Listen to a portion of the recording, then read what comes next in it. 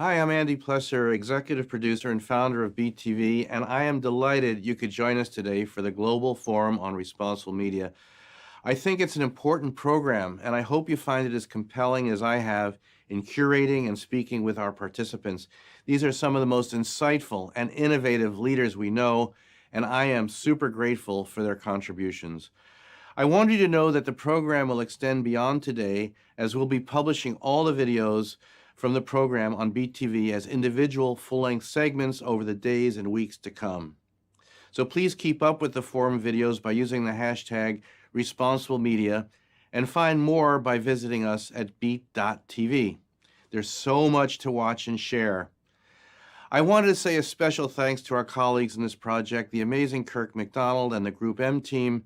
Thank you for your vision, leadership, and action, and a heartfelt thanks for your support of BTV over so many years. Thanks to Marla Kaplowitz, CEO of the 4As, for your guidance and friendship.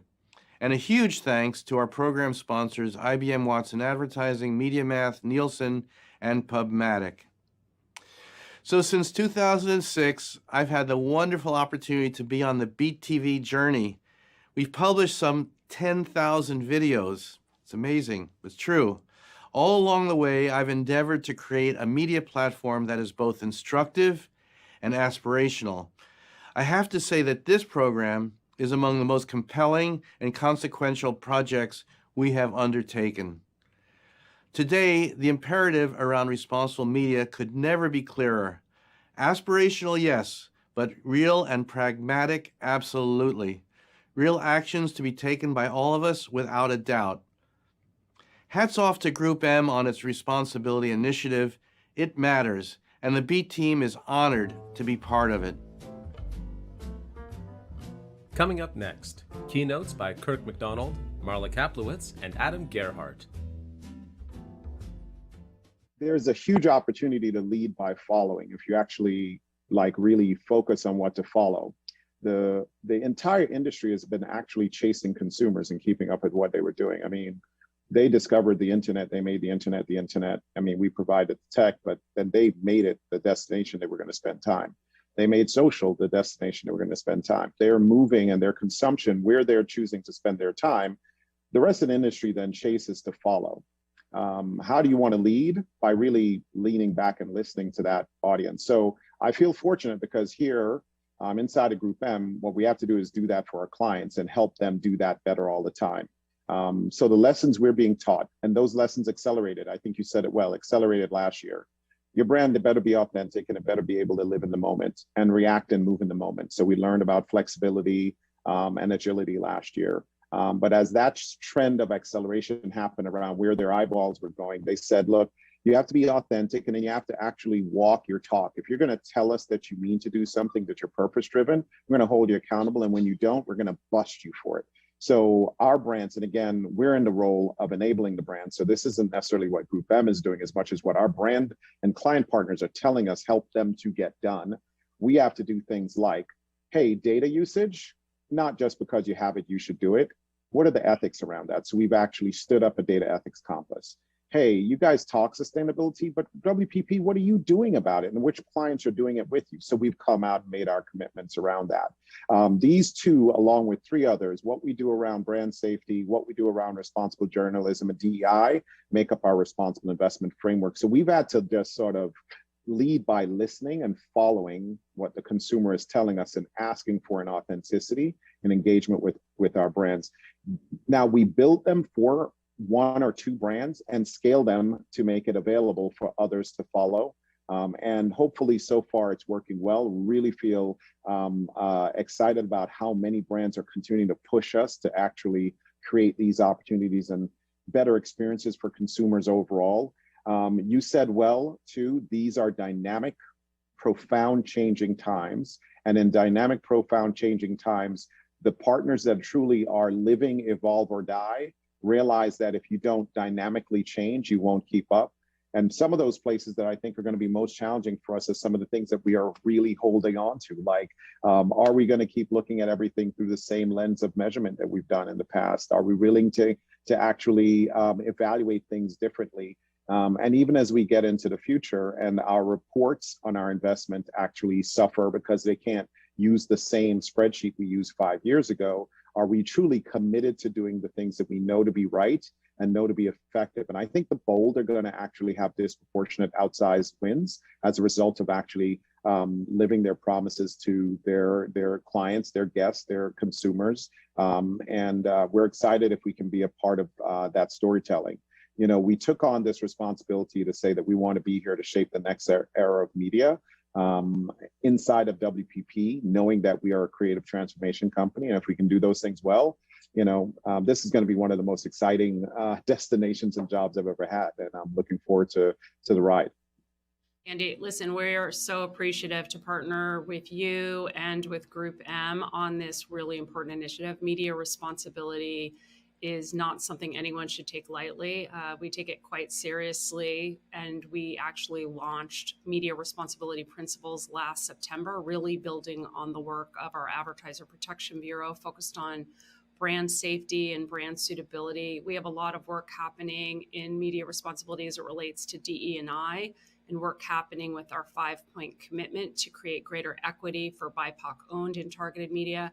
And this event is going to look at some really critical areas, whether that's CTV, measurement, what the future is of digital advertising, what's happening with data identity, and what every single person's role is to ensure a responsible media ecosystem. So what are your hopes, Marla? I mean, we've been having this conversation for years. What do you hope, you know, comes out of it beyond the talk, which is essential? Well, it's got to get to actions. Words only go so far. Actions go the distance. And I think you're starting to really see some actions. People have been talking about what it means to be responsible.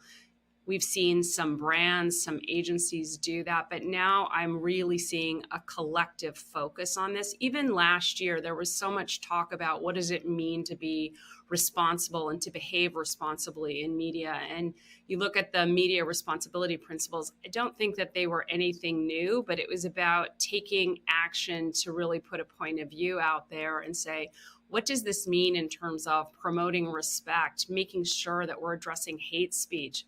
We still have a lot of work to do with misinformation and disinformation, looking at how we can focus in on enforcing this. So this is something that every single, again, individual and agency needs to take responsibility, but also brands. Brands have to think about how they want to engage responsibly in the media ecosystem. That's working with partners, making sure they understand what they're putting out, how they're connecting.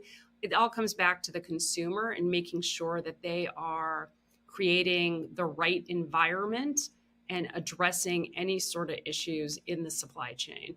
The depth of responsible media is probably one of the things that I'm most excited by, because it touches on every facet of the business. Everything from rebuilding consumer trust by looking at things like data ethics and privacy, all the way through to how we build more responsible media plans by making carbon neutral media plans that encourage media partners and owners to offset their own activities.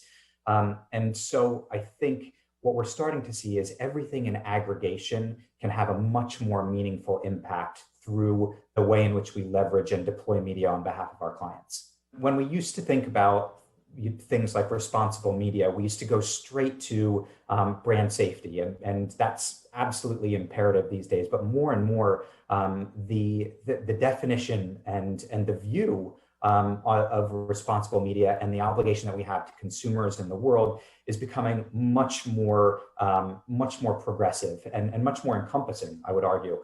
And so when we think about the activities that we are starting to deploy with clients, we have initiatives around data ethics and privacy, like our GroupM Data Ethics Compass, which we launched with Unilever to essentially explore the way in which not only they are thinking about consumer data and privacy, but the way in which they deploy their media plans and staying true to their data ethics practices and the way in which they want to support consumers.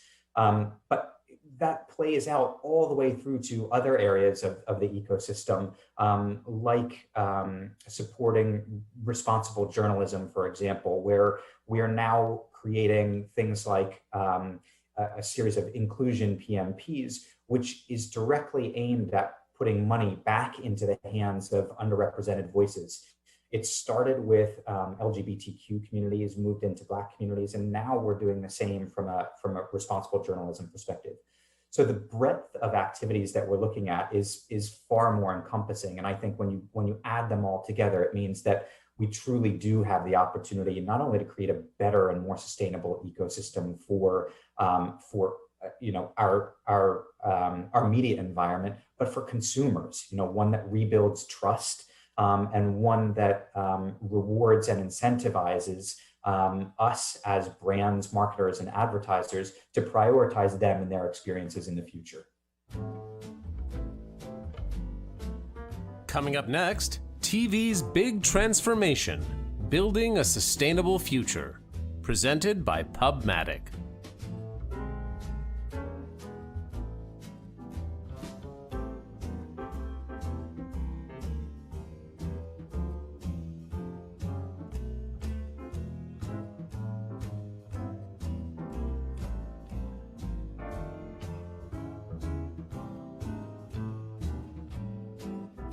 Look, I think as we at GroupM have outlined, there are a whole host of pillars to kind of the broader concept of responsible media. But with regards to, what our publishers need to do, what does the sell side need to do, and kind of how do we need to think about the evolving TV and video ecosystem, I think there's one kind of overarching thing that we all need to recognize, which is that, the old model doesn't work. And we've got a polluted environment with tremendous amounts of advertising that just is not relevant or useful to viewers anymore. And what we're seeing as a result of that is a rapid shift to better experiences. Many of those are non-ad supported, subscription-based, some are hybrid, but both severely reduce the amount of advertising exposure in the experience. And I think we need to recognize that that's what viewers want. And, the concern I have is that we're moving to a world of haves and have-nots as a result of that. Increasingly, we're going to have a population that can afford to avoid advertising and to experience their video content a la carte and without interruption, which limits brands' abilities to engage with them. But also what it does is it gates some of the content to just that population. And we're going to have an environment where, large swaths of the population just don't have access to some of the best premium content available because it all lives behind paywalls.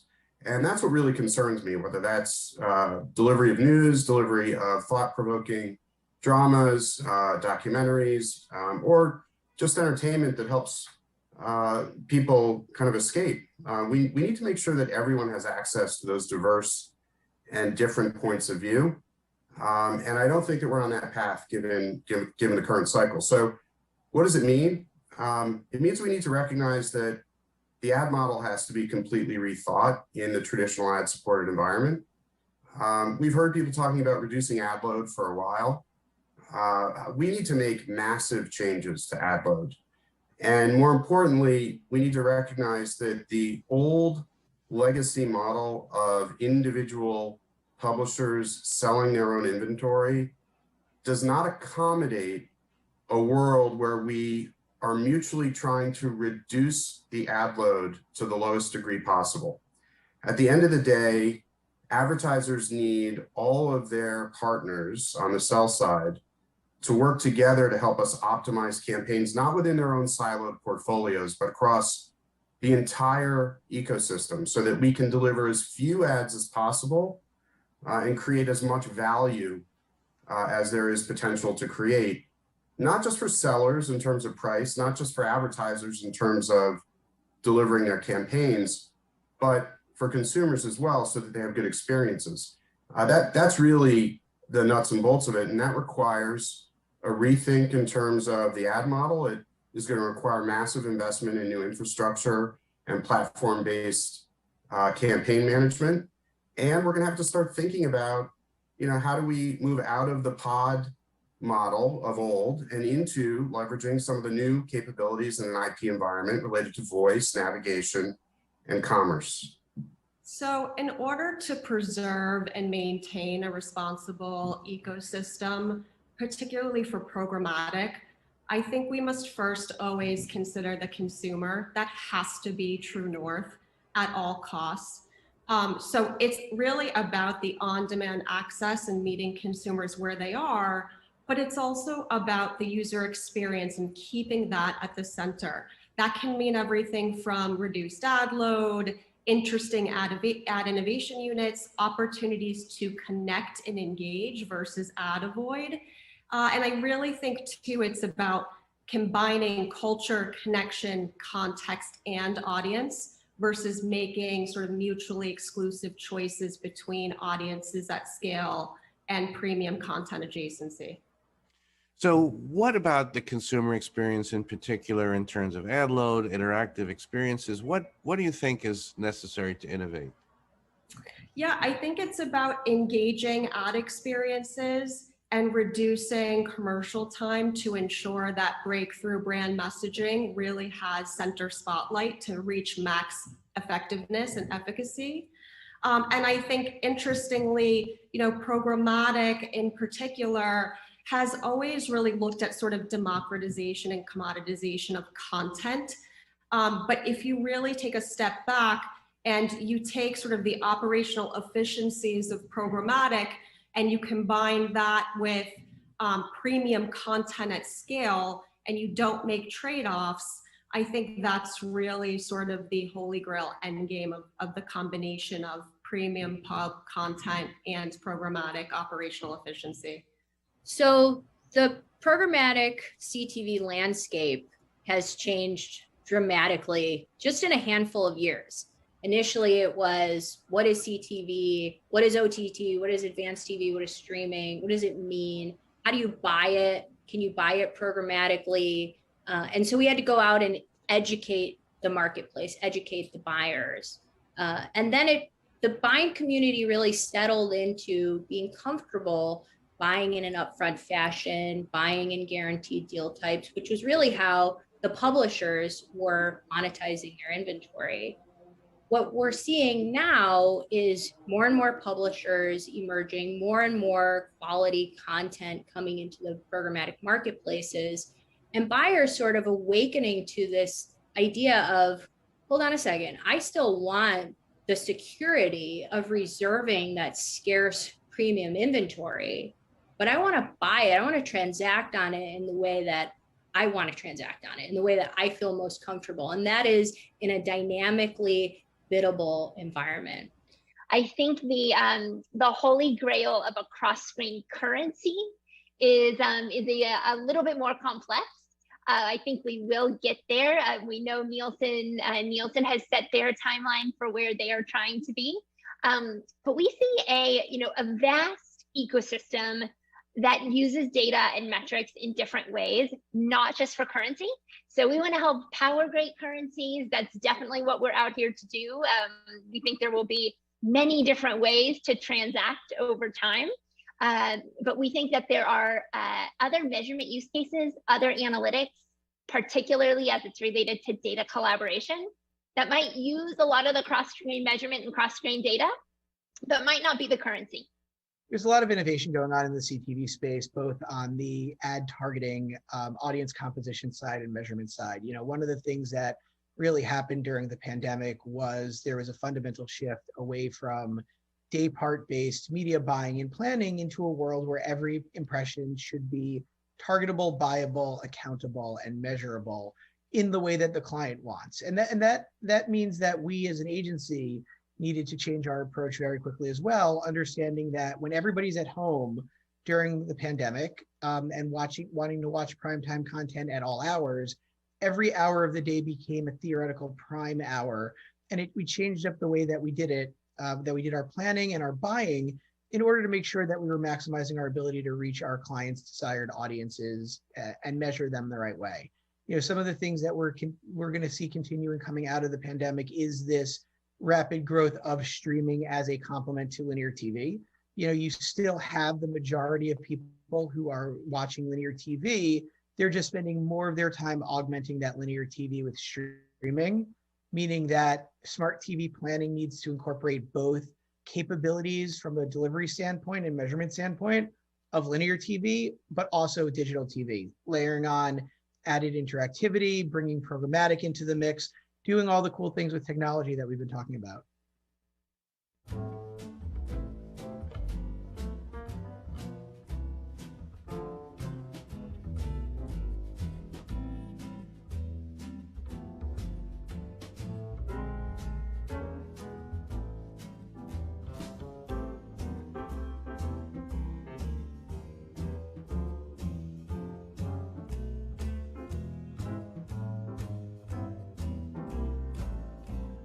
Coming up next, a conversation with Colin Petrie Norris and Mike Fisher.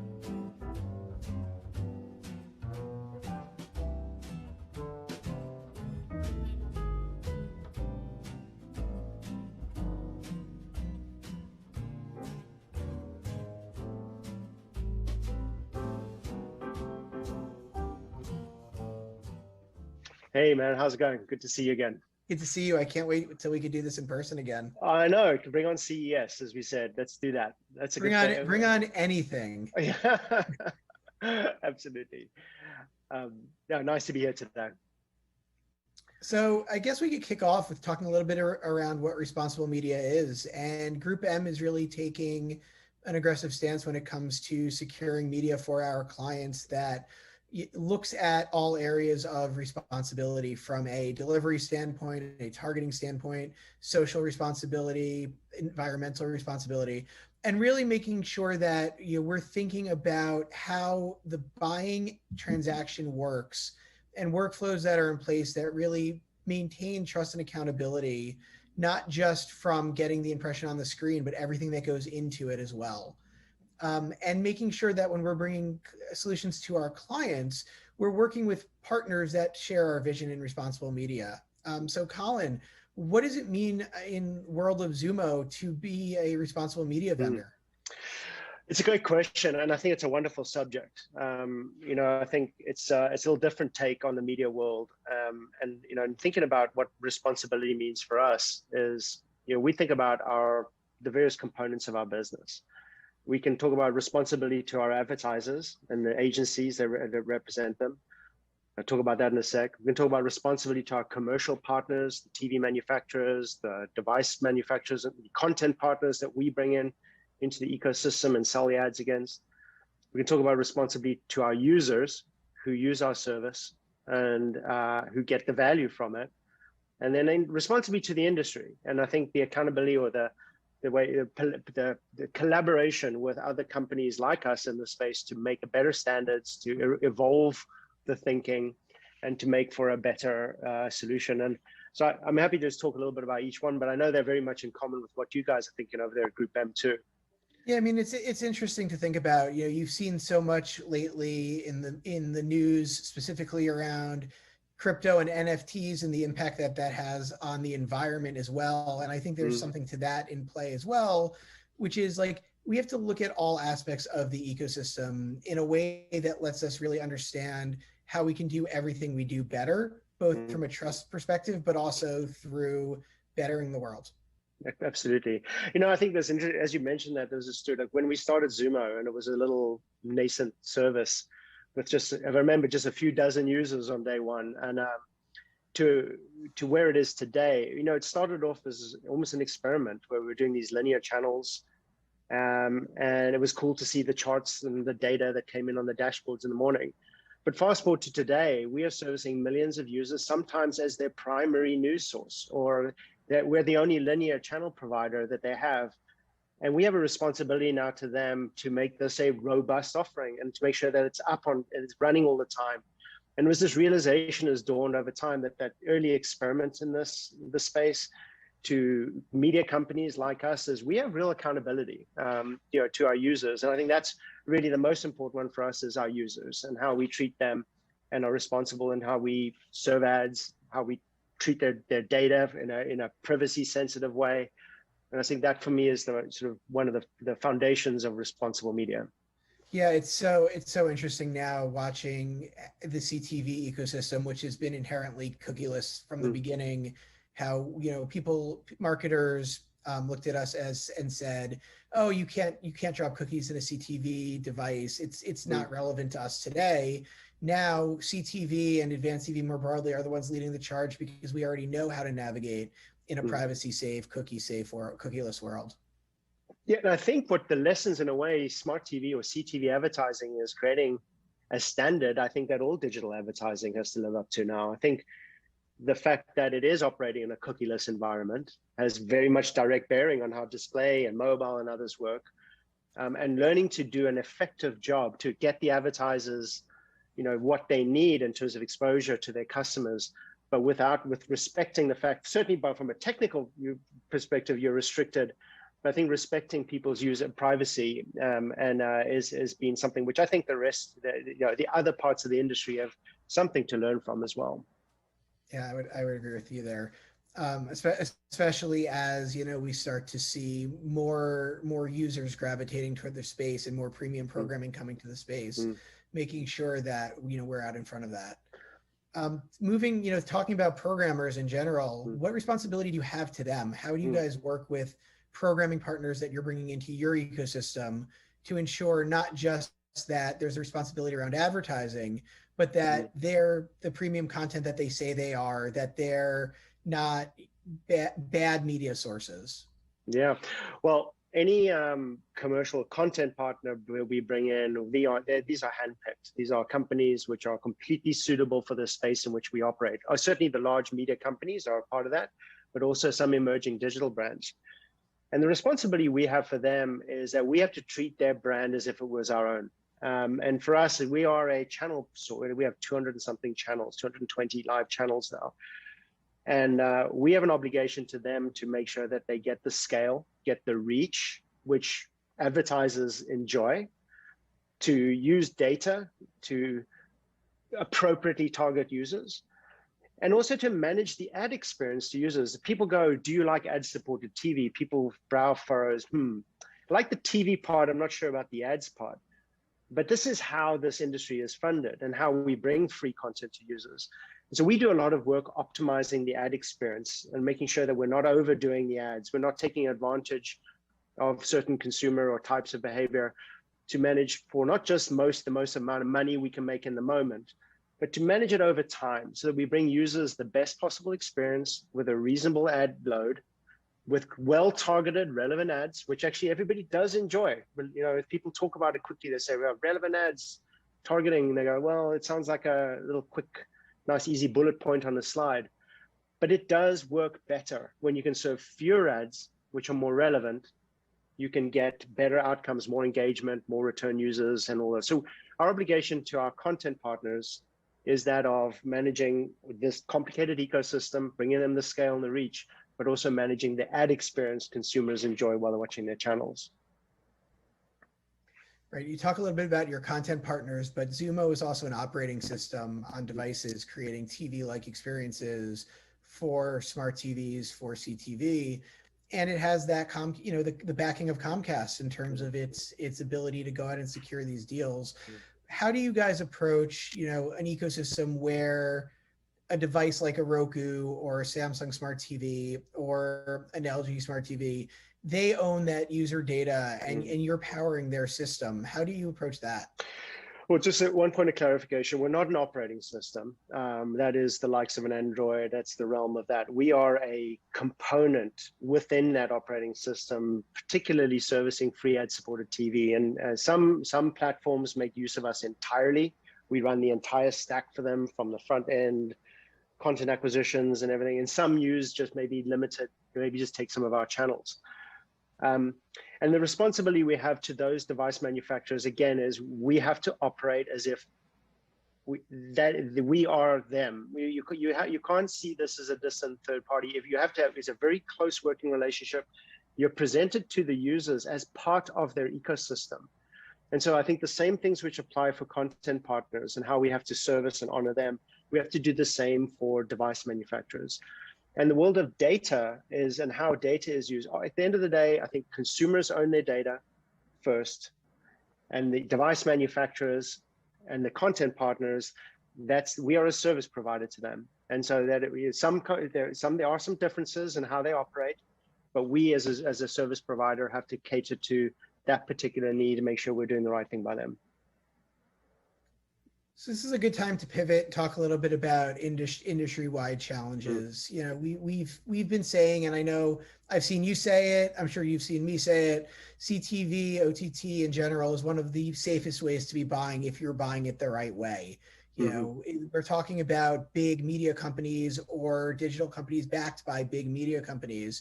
Who are not out there to spoof impressions, who are not out there to juice their numbers. These are trusted people that are selling media to trusted people who are buying media. However, you still see a lot of stuff in the news every couple of weeks now about a new fraud scheme being uncovered. You know, whether or not that is what it says it is, there's still a perception now that there's more fraud. Or at least more exposure for fraud in CTV than there was even six or 12 months ago. What are you guys doing to combat fraud? Look, if we get into the technical side, the way CTV operates is, I want to go into VAST tags versus VPay tags and the like, but fundamentally, the way that the CTV ecosystem has to cater to advertising has made it also prone to sort of fraudulent actors. And as the space has grown from the reputable large companies in the space, it's also attracted all manner of nefarious sort of players into it as well. The solution is know who you're buying from. And I think that is very key. Have your agency, a trusted agency who can guide you. Have the tool set. There is very good tools out there to make sure you are sort of calibrating the impressions you're buying. There's a variety of sort of quality control sort of services. I'm sure you know many of them. But at the end of the day, I think it's knowing who you're buying is the most important thing as well. Is that would govern most of this. The space is enormous. The reach from companies like Comcast and Xumo in terms of unique users it can reach, and Viacom, CBS, and or HBO now with their service, they are enormous numbers of users in CTV, and unfortunately, that small group of operators shouldn't tarnish that entire industry, which is actually very exciting and very powerful for advertisers. But you do have to be aware of it. And I think having a good guide who can take you through that, I think, is incredibly important for that. Yeah, that's something that we talk to our clients a lot about as well, which is, programmatic. A lot of clients come to us and say that they have a programmatic budget. Programmatic isn't necessarily a budget. Programmatic is a way to still be transacting from the people you want to be transacting from, going directly to the end sellers, going directly to the publishers, setting up trusted deals and running those through trusted platforms. That's how you cut down on fraudulent exposure or even inadvertent bad impressions in the ecosystem. And the industry's come on a long way since when it started as well. I would suggest that the issues which the industry has faced are on the decline relative to the scale emerging from the robust, reputable players. And so I think, yes, both using good programmatic platforms with the right tool sets, with the right partners, and knowing who you're buying and working with the companies that you know and trust, are generally good principles. And that's just not the same for CTV. I think that's for all media, right? I think that's that principle holds true for all. Yeah, and also getting every touch point, every transaction point involved in it. It can't just be us as the buyer and you as the seller. We need the DSPs to have security in place. We need the SSPs to better vet people who come into their platform and into their ecosystem. There are tools, there are solutions that work on the tech side, but there is a human element of it as well that we need to think about. Of course, yeah. So I think again, this industry's moved on enormously, from where it started. And I expect it to grow even further. I think particularly on, I think the free services, everybody's looking at the SVODs and the competition, the war of the monsters of the big guys competing against each other. I think the free ad-supported TV and services with a free component are the growth areas. And I think there's even greater scale, both here in the US and around the world, is sort of emerging from this space. So we have a couple minutes left. What's new with Xumo? How have you guys grown during the pandemic? What are some of the things that's on your roadmap, both from a content and programming perspective, but also an advertising innovation perspective? Well, we closed our acquisition by Comcast 3 weeks before we were all sent home for the pandemic. And to say it was an up and down time of our lives is an understatement. And I think year one the growth has been enormous. The TV consumers have been looking for something new and different, to watch, something easy, something well-presented, high quality, but doesn't take a lot of time to sort of think about what you want to watch. And Xumo has done incredibly well through that time. But however, we are now very much focused, and we have done some very good things together with Comcast, the Flex platform, with their X1 boxes, have greater integrations with them. And the next journey for us is now integrating even closer together with the Comcast company business, which has got enormous resources. It's a large company, and we're very encouraged by the future in front of us in terms of as we start to bring all of that sort of muscle to bear in this space. We're going to see, I think, very exciting things to come. And so we're very enthusiastic about the time ahead. I think we've been given we've earned a place in people's living room during the pandemic, but now we have to show that we can continue to provide them and earn that time and be this, continue to innovate and bring new things and new content and new types of service to bear for our consumers that we've earned during the pandemic. Great. So thank you for the time today. It was great talking to you. I'm glad that we had this ability to have this conversation, and then also to have you guys so aligned with GroupM on where we're going with responsible media, trust, and transparency throughout the supply chain. Agreed, and we enjoy our partnership, and I think there's some exciting work that we're doing together. I know, and very pleased also to BTV for hosting the event too. Always nice to be thought of by you guys as we journey together. So thank you very much. Thank you.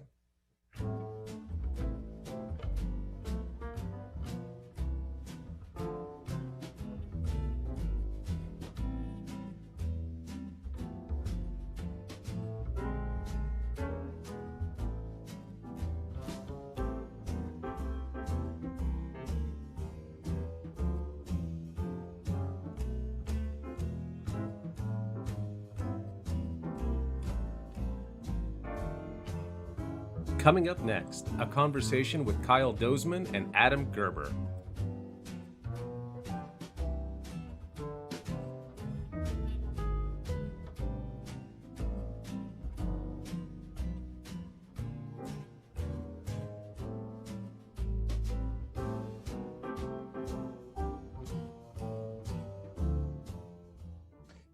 Hey, Kyle, great to see you. Thanks for joining me today to talk about what PubMatic's up to in the space of responsible investment. I'm excited to talk to you about it.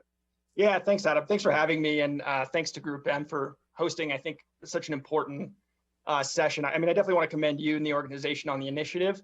While not an excuse, the fragmentation in the space, I think, can sometimes make it challenging for companies like ours that sit within the supply chain to drive the change, certainly at the scale that we would like to. So, leaders stepping up on the buy side, committing business towards innovation around responsibility, it just matters so much. It gives us the coordination, I think, required to really move the needle. So thank you, and thanks for having me. Let's dive into it. I mean, we're already doing as two independent companies quite a bit together, and I know that you're supporting a number of the initiatives that GroupM is rolling out. But there are really 5 key pillars and 5 areas that we're focused on, ranging from really supporting local journalism to data ethics, brand safety, and other things. I'm curious to hear kind of what you think or what PubMatic is most positioned for to help with in the industry. What are some of the initiatives that you have in play that are really focused on helping clean up the industry, if you will? Yeah, great question. And again, I think the pillars are a great roadmap for all of us and kind of how to think about building a better future here. So maybe we go through a couple of these one by one. So I think data ethics is an interesting one. GroupM obviously has made a huge step forward in this front over the past year. Historically, SSPs haven't been sort of deeply involved in data activation. That's largely fell to the DMPs and the DSPs. But I think as a result, both of changes in the identity landscape, as well as buyers wanting more clarity around how they're accessing data, we're seeing activation of data shift to the supply side as it's closer to the source in many cases. And this has been a lot of fun for us, coming at it a bit from a white space. I think we've had the luxury to be able to kind of rethink how it should operate with ethics as a cornerstone. And so our focus has really been on building tools that allow publishers and data owners to sort of directly connect their data to media and share that with the brands that they work with. So, no middlemen, no mixing data, clean data from the source. And we're seeing publishers, other types of data owners and buyers really lean into transacting in this sort of very direct way.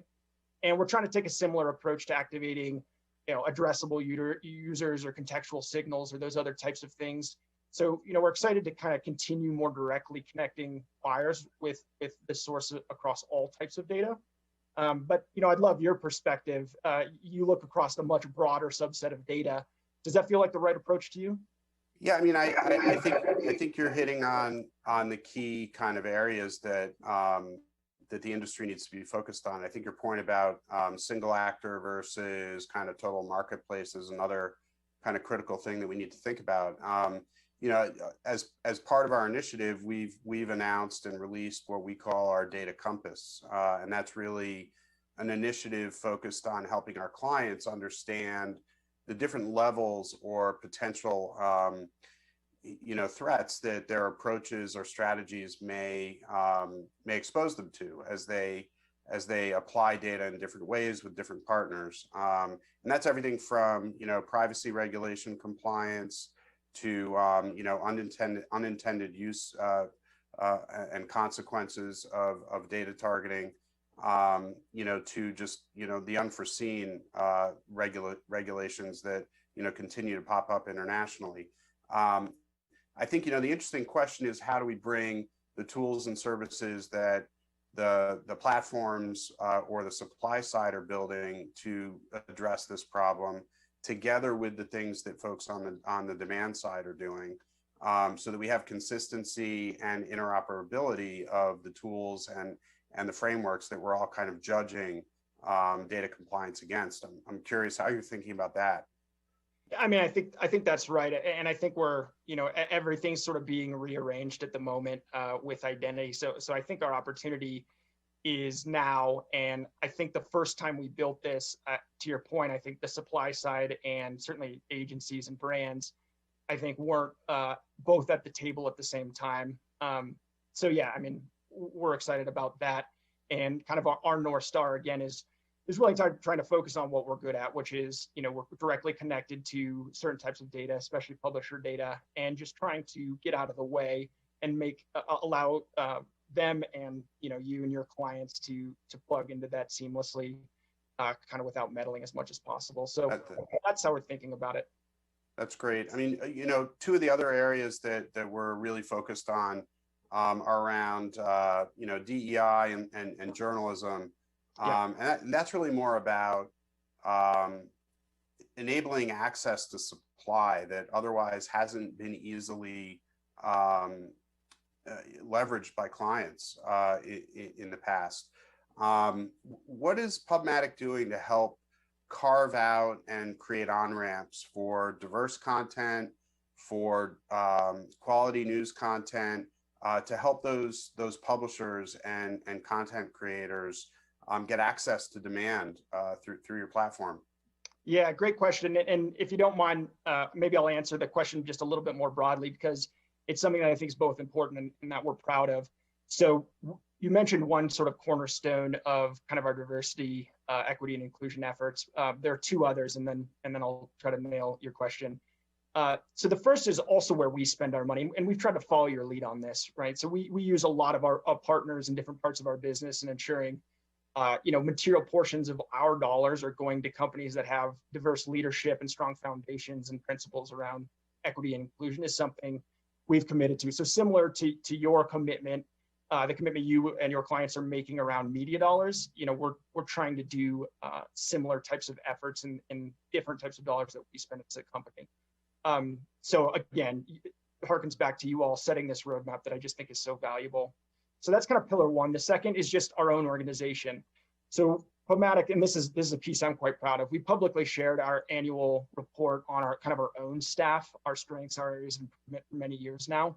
And we just found that, the accountability of being public and honest with kind of where you stand is important. And we want to contribute to that conversation across the industry. So something we didn't urge kind of more companies to do, and urge everyone to take a look at kind of our data. I think you'll find it shows good progress, but always certainly work to be done, and lots of conversations within PubMatic for how to continue that progress. And then the third pillar is exactly what you kind of asked about, which is leaning in with buyers who care about this and helping them kind of get more connected with diverse publishers. There are a lot of technical systems, unfortunately, within programmatic that can disadvantage and tilt spend away from smaller, more diverse publishers, and we need to correct that. So it's at the fraud vendor layer, or it's at the traffic shaping layer within the SSPs. There's all of these systems that have been built over 10 years that generally focus on ensuring kind of the biggest, largest, most well-known inventory sources continue to get the bulk of monetization. And so there's a very real tactical, technical challenge here that we've been trying to work to unpack and make sure those systems aren't biasing a large publisher simply because they're large. And so I think we're spending a lot of time there. And then I think the other thing that I've been putting a lot of thought into, and I don't have the answer, so would love your thoughts here, is just how to make this sustainable. It's not rocket science to get a list of publishers, but how do we maintain that and ensure that it's honest and accurate over time? I haven't seen a lot of solutions on that front. So we're exploring both technical solutions and process solutions. But I think that's the piece right now that we're missing and kind of looking to try to get right. No, I think the point about, doing it once is one thing, making sure that it's repetitive and that you can deliver it at scale over time is an increasing challenge that we all have, especially in a marketplace that's so dynamic. I thought you were going to go somewhere else with sustainable. Thought we were going to talk about the fourth pillar around kind of things you were doing to make sure that we were not impacting the environment in negative ways. But that obviously is another core part of GroupM's initiative. I have to believe that you've got some things in place that are trying to reduce carbon footprint, focusing on suppliers who are doing the same thing. That's part of our ethos with this 5-pillar strategy. Curious to hear if there's anything going on there. Yeah, great question. And I probably don't have the sexiest answer in the world, but when you look at, or we looked at the major costs and energy outlays, certainly in our business, but I think across the industry, by far the largest is servers, right? Servers burn incredible amounts of energy, and the industry has not been efficient at all in this regard, in sort of my assessment. So, there's incredible fragmentation, much of which is redundant and not uniquely adding value. So we have a lot of servers doing the exact same things. And on top of that, I just don't think companies have focused on this. They haven't had tremendous incentive to do so. You can look at the P&Ls of many companies, and the server utilization line items, I think, are quite poor. So we've spent a lot of time both on running servers. So we run our own servers. I think the math on that is quite clear, just from an efficiency and effectiveness use standpoint. But we also put a lot of data science into being efficient with the traffic and making sure we're not just sending traffic across the internet to buyers if they're uninterested and hoping, maybe we can make a penny here or there. So I think our financials hopefully point to, how we're doing on that front. And we spent a lot of time, working with buyers to help kind of consolidate out that duplicative waste. GroupM has, been a leader on that front as well. But again, I'd love your thoughts on this. We started to see buyers care more and more about kind of these aspects of our business over the past year, and that's been really, really exciting. But is it something you all think about when optimizing your supply chain? Are there other aspects of sustainability that are more important in your opinion? It's a great question. I would agree with you that this is probably something that the industry is just starting to focus on in terms of, one of the key areas that we need to, deliver against. And I don't think we've figured it all out yet. But to your point about the amount of energy that the digital ecosystem consumes or requires to function. I mean, if you look at, the arguments that are going on around crypto, the same questions probably come up with regards to digital ad traffic and the number of servers that we have running and the processing capabilities that are required to handle the data and the targeting and the measurement that we're doing. I think those are all things that we need to start thinking about. And maybe part of it is you don't need to be measuring and targeting and applying data everywhere. You need to pick your spots and be as efficient as possible in how you apply resources in the ecosystem. And I think we are very cognizant of that fact, and we're going to start evaluating partners and our supply chain and try to generate some good results.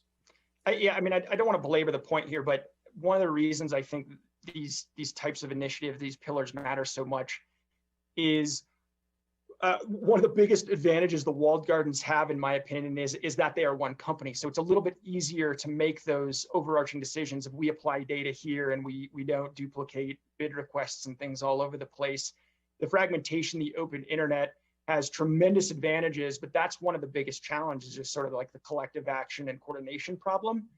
And I think we can be a lot better at this, and it's challenging to drive it from anywhere but sort of, the brand kind of agency level. And so, I'm excited to see you guys continue to dig in on this. I think it'll make a big impact, not just on the space, but the future of the environment and our footprint. So let's dive into the media subject. We've avoided fraud through this whole discussion. I think you raised the term once early on, but look, fraud and misuse and malfeasance is a critical issue in the digital ad economy. One of our critical focus areas for over a decade has been around viewability, brand safety. These are initiatives that GroupM has spent a tremendous amount of time both leading at an industry level and promulgating new standards around. How is PubMatic responsible for, or to what degree is an intermediary or a platform necessarily responsible for trying to help clean up the industry and make sure that bad actors are not part of the monetized media ecosystem? Yeah, great question. And the short answer is, I think, extremely responsible, although I think it's certainly all of our responsibility.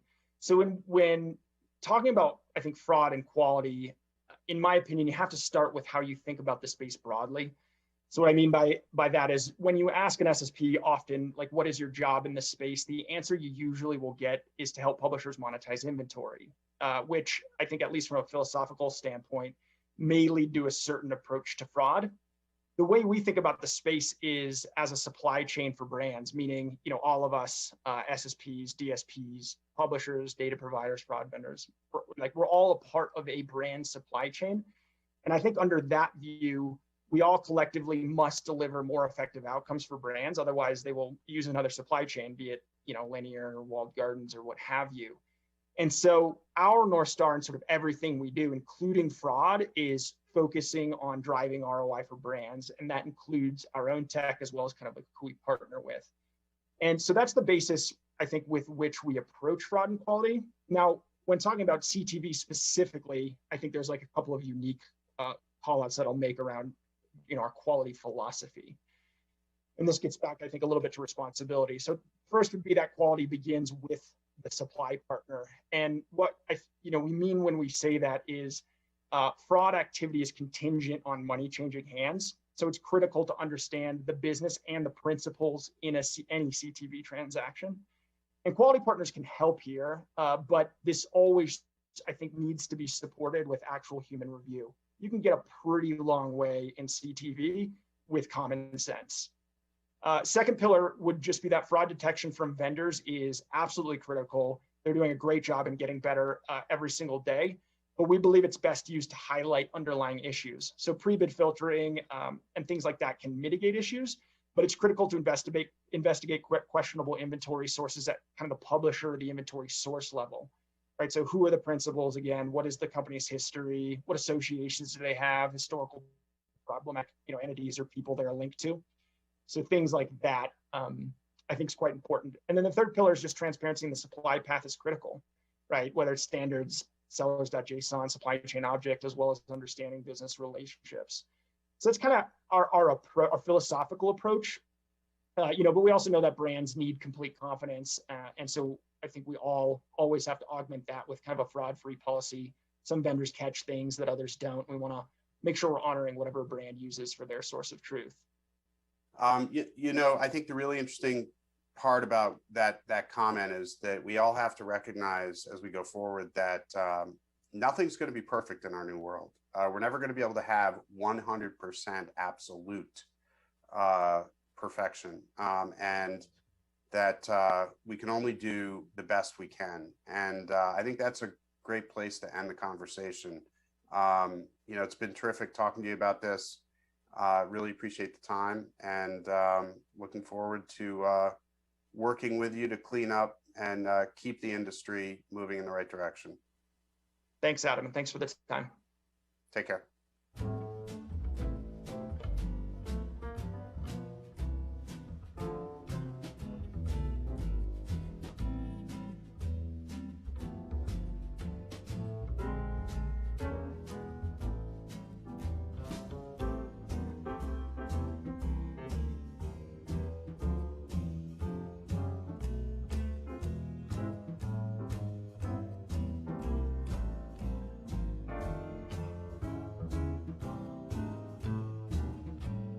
Coming up next at 2 p.m., Charting the Future of Digital Advertising with Advanced Technology, presented by IBM Watson Advertising.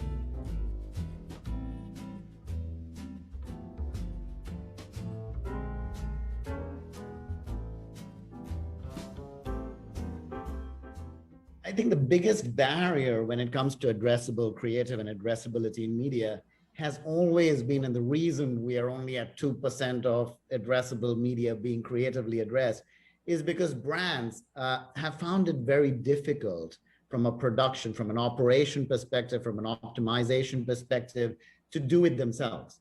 It has been not only difficult from a process perspective, it has also been difficult from a cost perspective back in the day.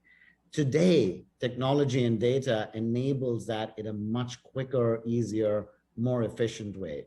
So there are two areas where we rely a lot on technology, almost from an end-to-end process. One is the production of the creative, because today these systems are connected to data and insights, allowing you to create different versions based on the insights for different audiences. That is number one. Being able to then produce that creative in many versions connected to those insights, that is another area which technology like WPP Open, Flash Talking, and all those platforms help us with. And then lastly, it's the optimization of that media. Once we connect those platforms and systems and send out those messages, how do we know it's working or not? And there are so many variations within those messages, whether it's the right color, do we have people in it, how much of the product should be seen. All those aspects get even more complex when you add the different audience variations, because Andy, for you, something might work from a messaging perspective, but for me, it might be very different.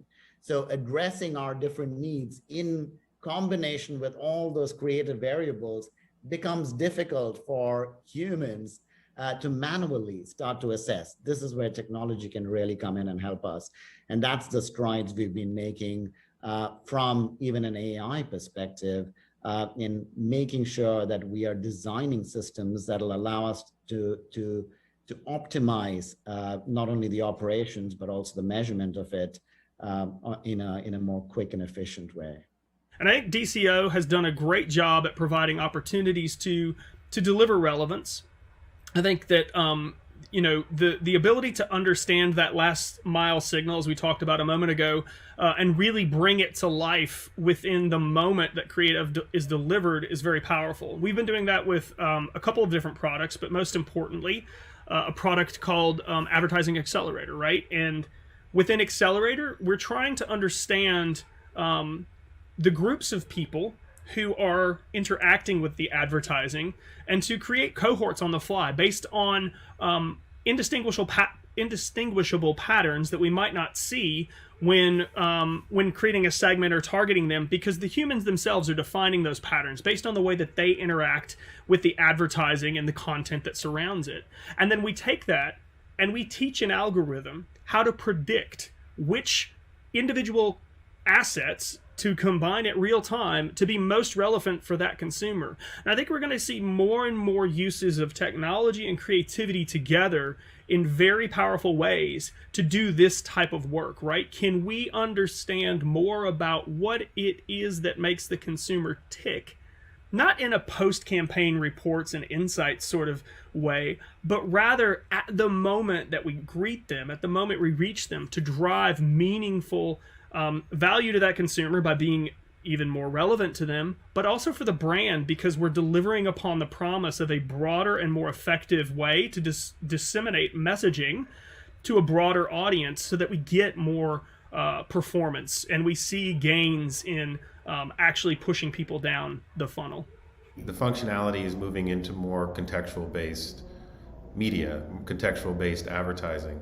Context has always been considered kind of this old school thing of the past, but really as you start understanding that people move in waves, they move in larger cohorts, the ability to start executing against those cohorts is actually pretty exciting, especially when you can look within the programmatic ecosystem, understanding the flexibility of it, the publisher alignment strategies that you can engage with, and specifically making sure that within those spaces, you can build different adjustable cohorts for brands in a very meaningful way. So it almost becomes a bespoke way of targeting to a larger group, which can increase efficiency. It can allow for brands to actually understand their audiences more at a aggregate level, but that aggregate understanding allows also for less of a chase into crazy personalization, but executing meaningful creative against larger groups of people that move the needle faster. So that's one of the most exciting things right now within the way that programmatic is being viewed.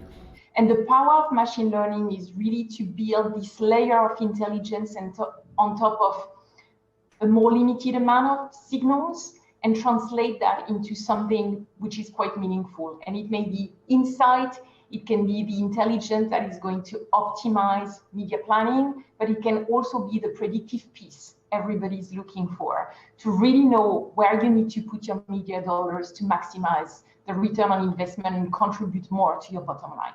So AI is one of those things that we lean on heavily as Axis. We have a proprietary AI tool, it's called Copilot.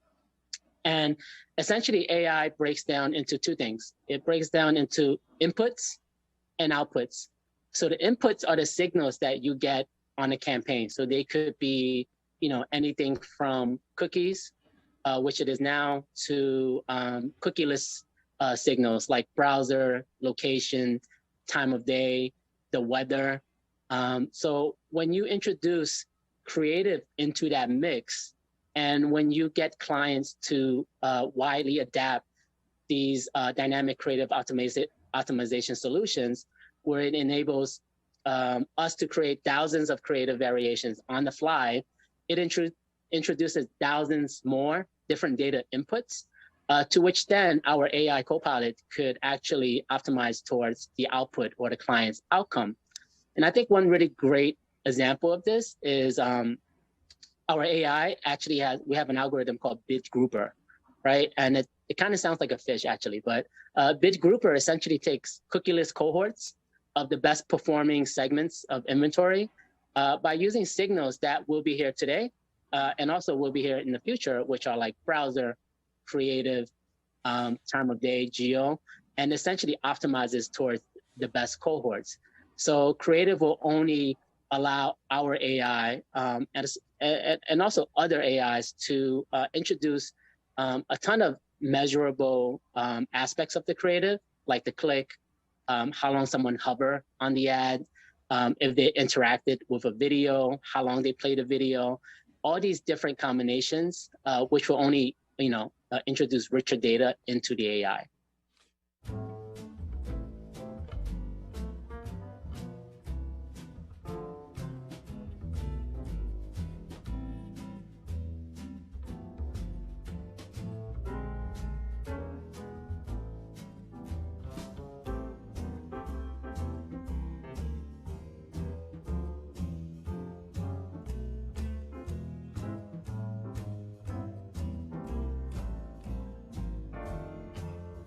Coming up next, a conversation with Joanna O'Connell and Anush Prabhu.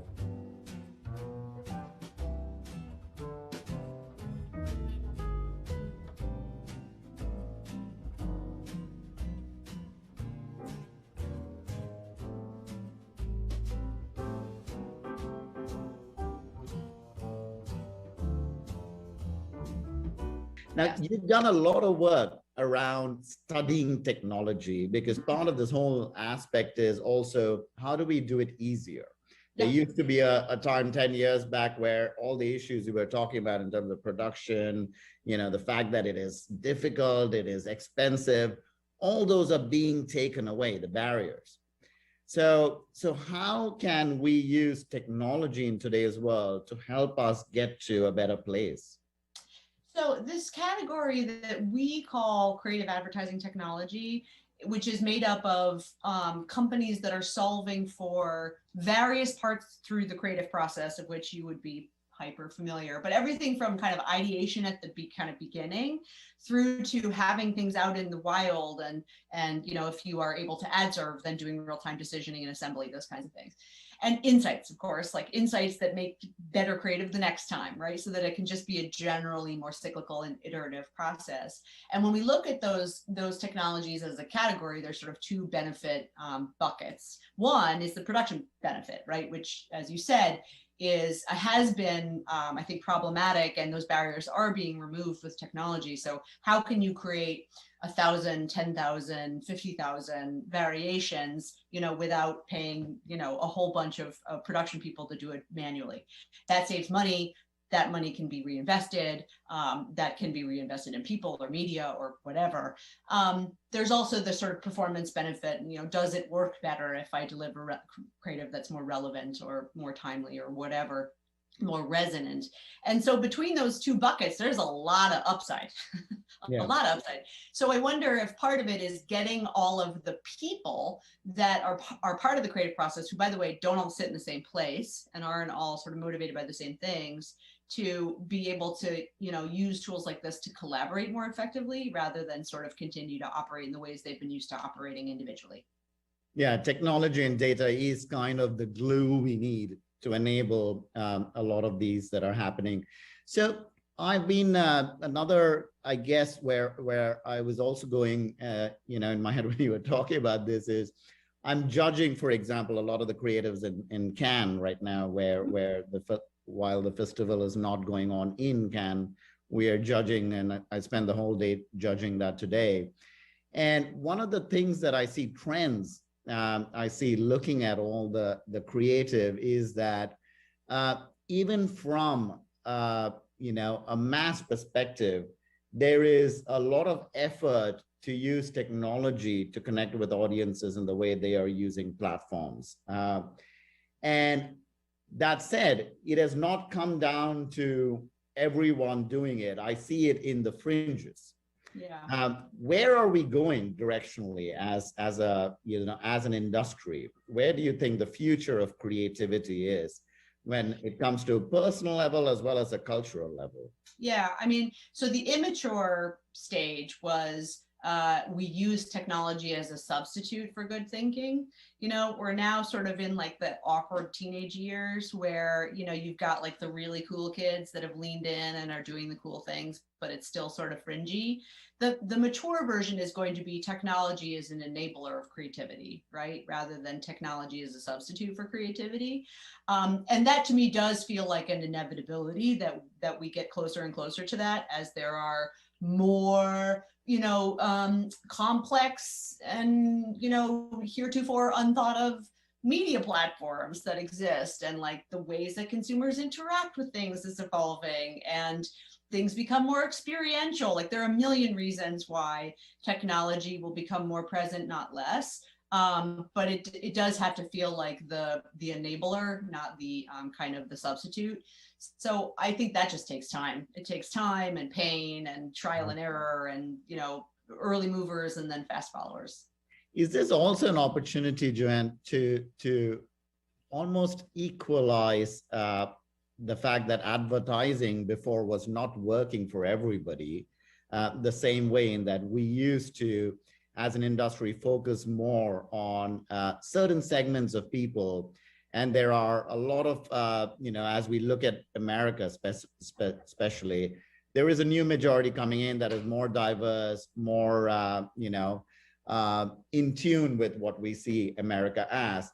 In a way, data is allowing us to get to know those audiences and talk to those audiences equally and in a better way. Is that something that will equalize and make advertising work for everyone better? Oh, that's a great question. So having access to good data is invaluable. Knowing what to do with that data is hard. So that is one place where I would like to say it's an equalizer, but it may not be because it's not actually that easy. And I think extracting signal from noise is not easy.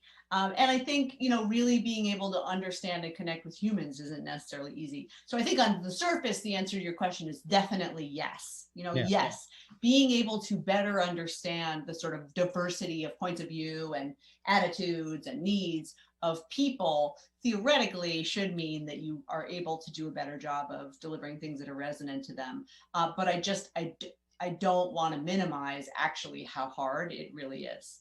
Right. And is it also hard, because one of the things that we see time and time again when clients come to us, and one of the philosophies we practice is the notion of systems thinking, the fact that everything needs to be connected. And we come across so many instances where ideas, especially when it comes to addressable creative, feel very disconnected from everything else. Part of it is the process that sometimes is set up on the client's end. Part of it is that we are not tuned as a collective to look and analyze the ideas as part of a system. How do we go about doing that? Boy, I do love that. I mean, I keep saying signal from noise. I mean, that, again, that is where technology can help, but you have to decide that it matters to you. You know, how can you tap into the cultural zeitgeist? I mean, you can do that in a very basic human way, but you can also do that using technology, you know, using artificial intelligence to sort of look for systems and patterns, you know, in massive data sets that would help just generally point you in a better direction, you know, in terms of something like the zeitgeist. So I'm excited for that kind of stuff. I mean, I think it's very iterative. There's a lot of trial and error. That's a lot of noise that comes out of something like an AI-driven insight. But the more you look at that stuff, the more you can tune those systems to get better and smarter. Another place, obviously, as we talk about technology, we've been talking about technology as process, technology as a connection point to consumers. You know, as we look at various aspects of new ways to connect, AI is a place that has been slowly inching forward. You know, I would not say it has reached its potential, reached its full potential at all, but would love to hear your thoughts. Is there still a space for that to kind of change our world? Absolutely. I mean, the thing about AI is that it is omnipresent in advertising. We just don't know it, you know, in everything from planning to optimization to creative. And so when we think about something like creative, there are many applications of artificial intelligence that are at play right now.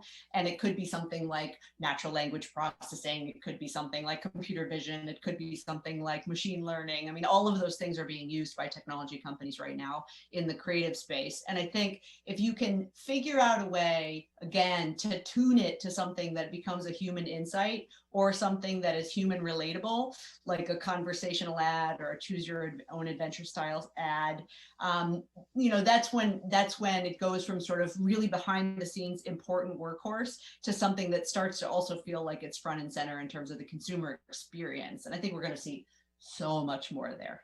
Yeah, I guess what you're almost saying is you need to seek out the answer rather than discover in the field of AI, because what you are looking for and what you program for, as long as it is connected to humans in a proper way, you're bound to get an answer that is insightful enough.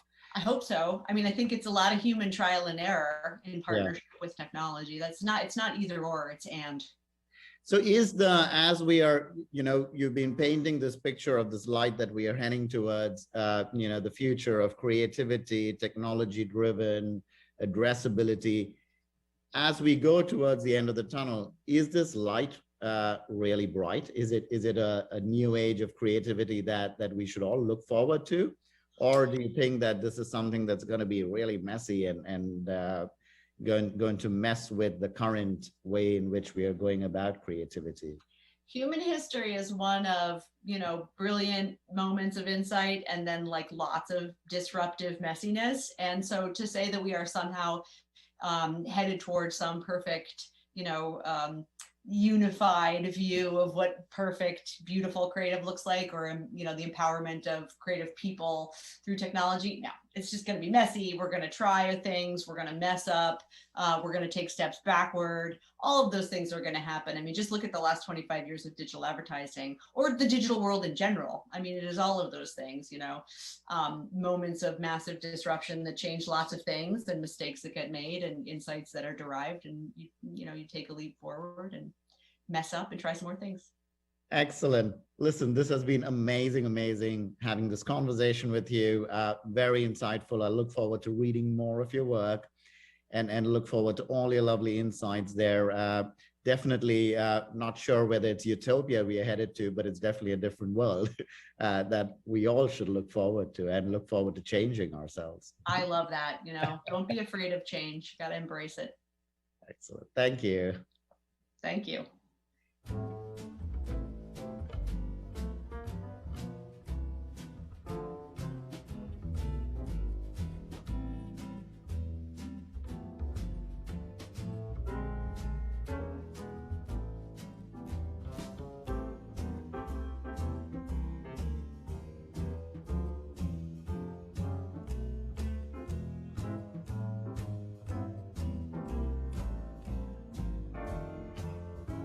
Coming up next, a conversation with Jason Gaikowski and Marla Kaplowitz.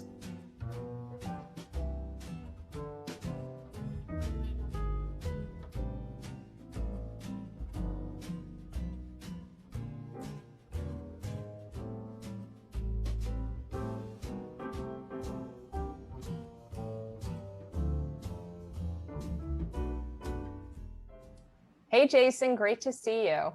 Hey, Marla, so happy to be here. I'm so glad. So you have what I call the longest title in advertising. Can you explain a little bit more about what you do and the area that you lead at VML-Y&R? Yeah, for sure. So I'm an executive director with VML-Y&R, and the focus of my work is really bringing human-centered design to the forefront of how we build brands, how we build businesses, and how we build fantastic customer experiences. So it's really a question of how do we make humanity a competitive advantage for business and for the brands that we all love to work on.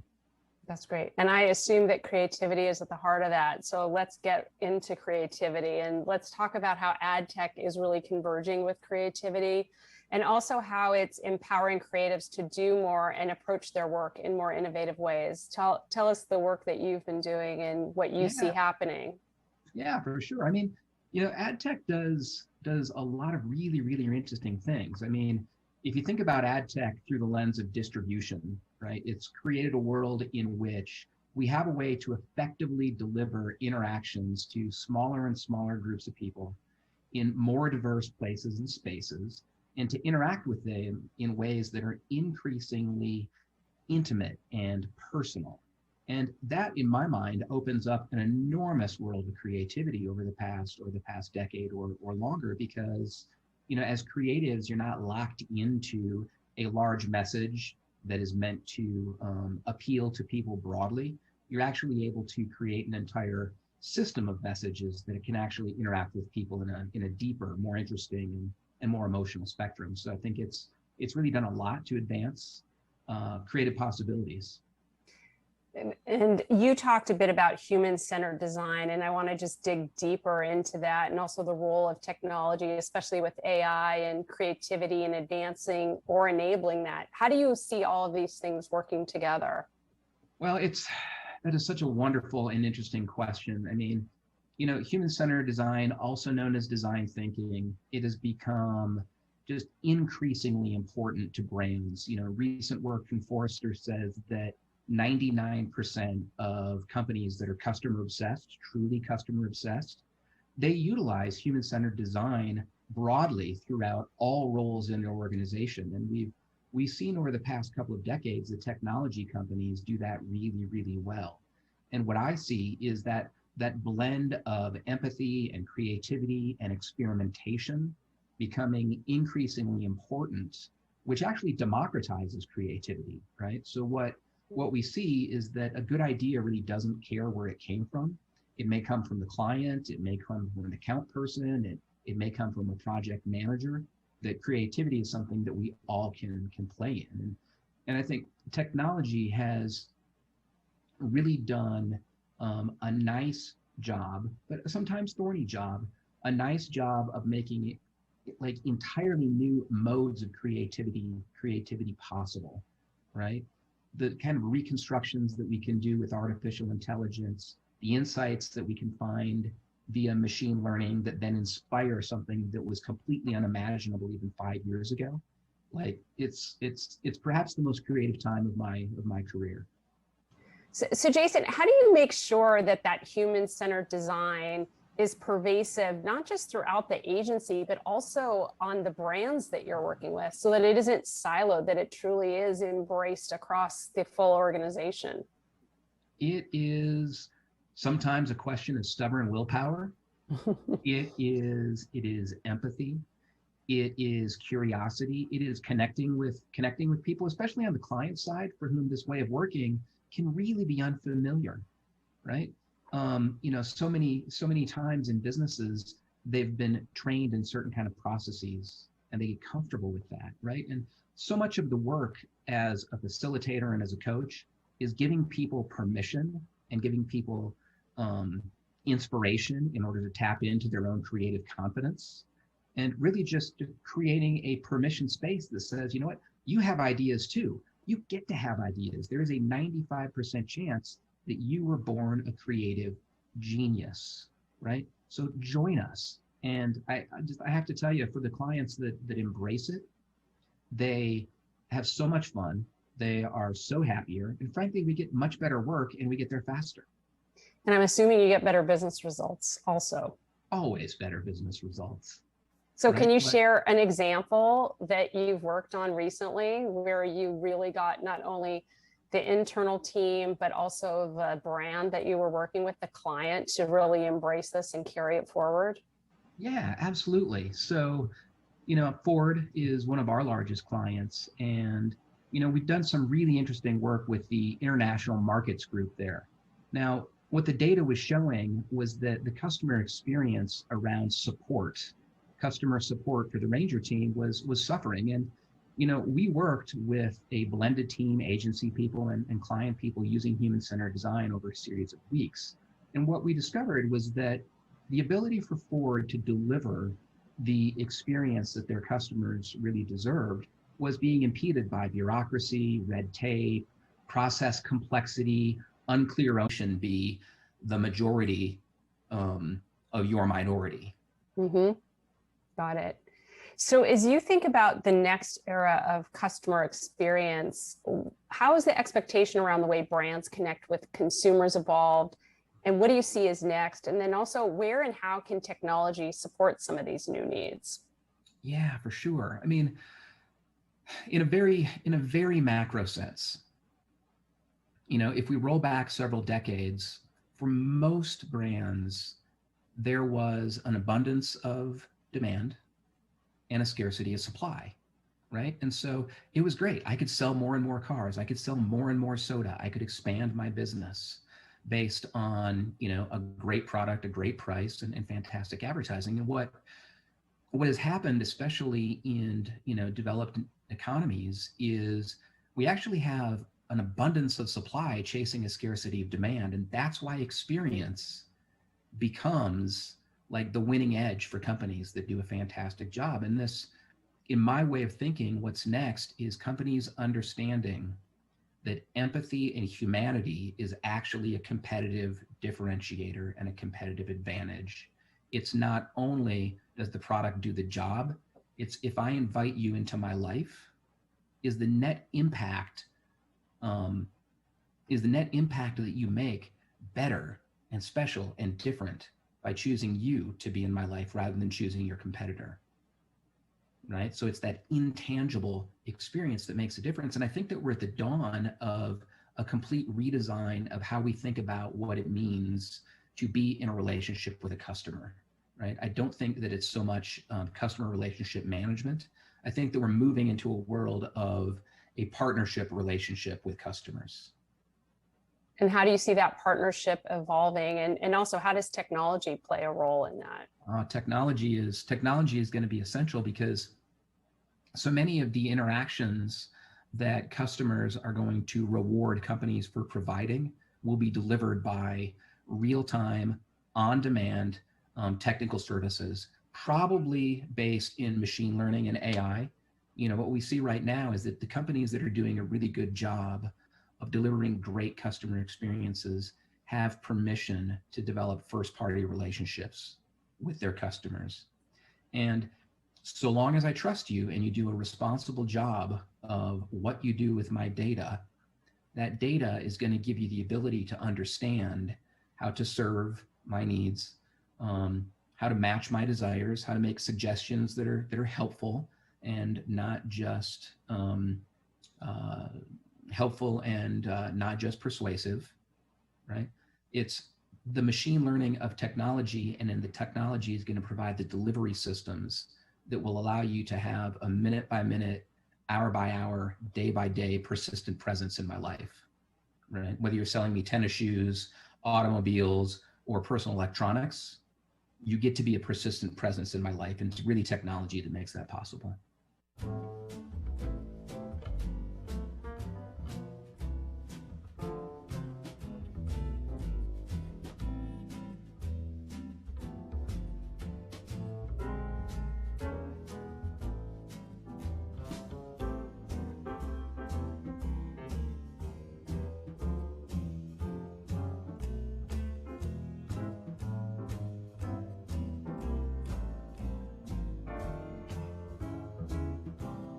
Coming up next, a conversation with Randi Stipes and Keely Taylor.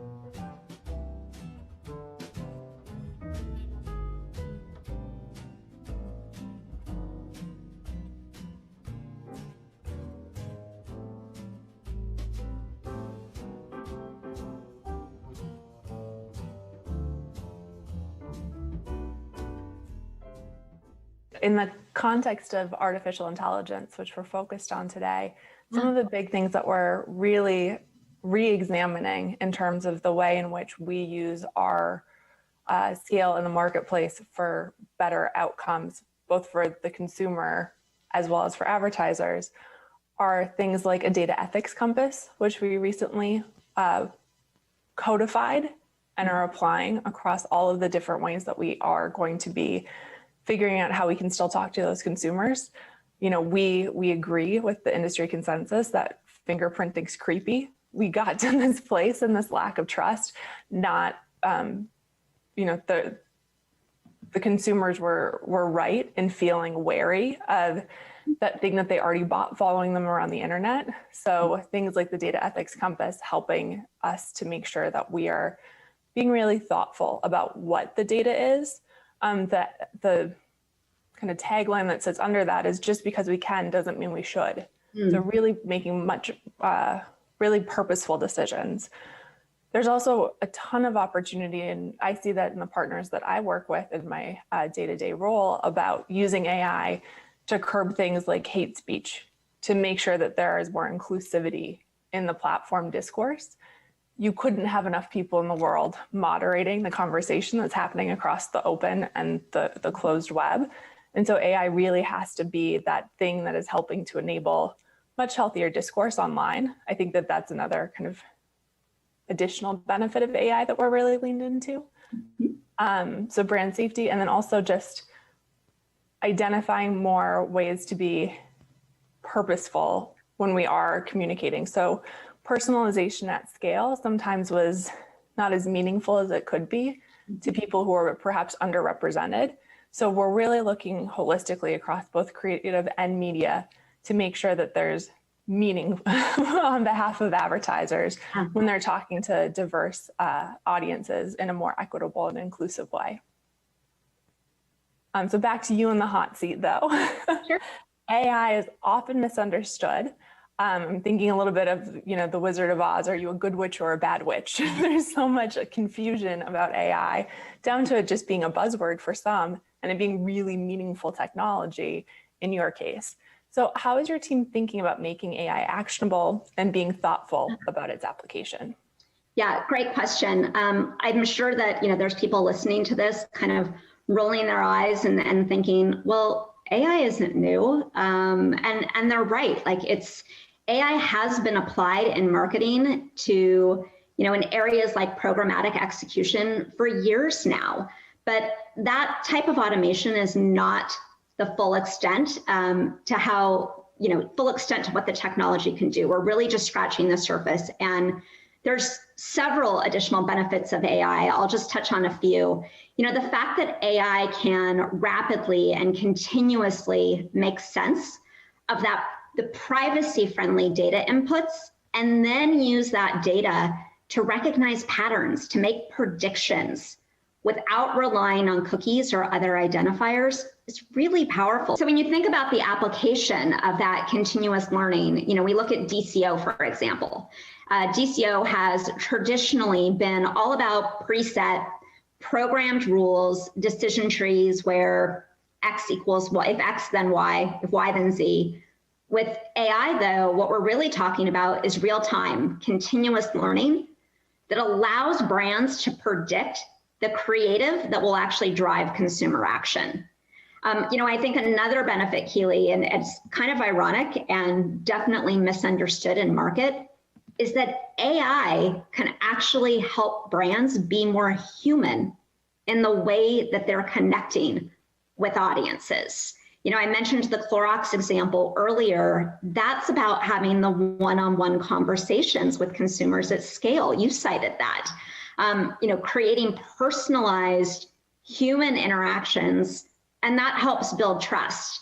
One other example that I'll share, one other use case, and I think this will probably be one that's close to your heart, Keely, given your background and expertise in social, is that AI can help brands better connect and identify appropriate influencers on social media.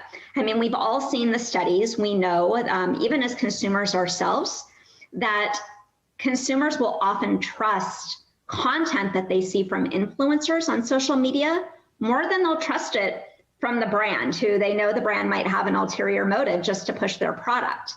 But there's reputational risk in aligning with influencers. You gotta pick the right spokesperson.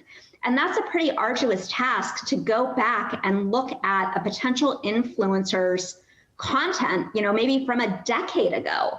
So using AI actually can enable brands to do this in a way that's scalable and make better decisions. And then in response to the second part of your question, in terms of how we're being thoughtful about AI's application, I have a lot of confidence in AI's ability to drive meaningful change for two reasons. I'll quickly touch on them.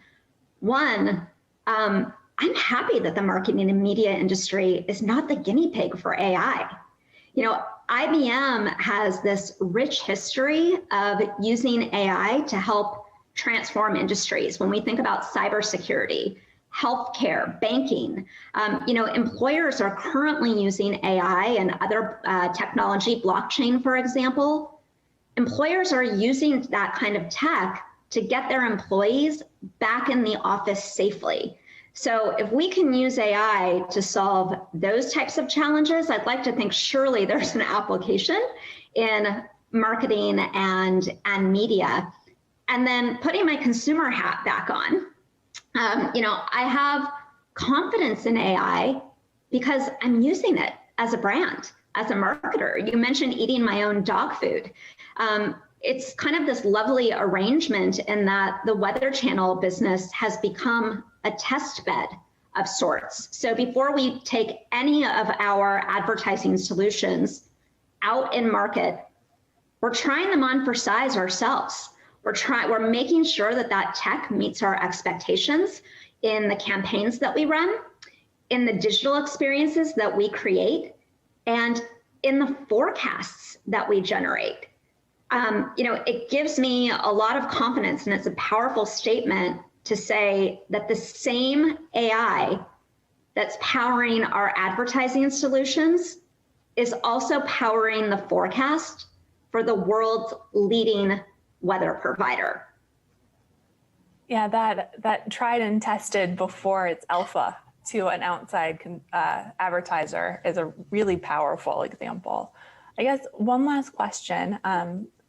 In terms of the fact that you've talked about AI is pretty pervasive in a lot of other categories, what do you think some of the challenges for AI adoption are, specifically in the advertising industry, and what might be some ways forward?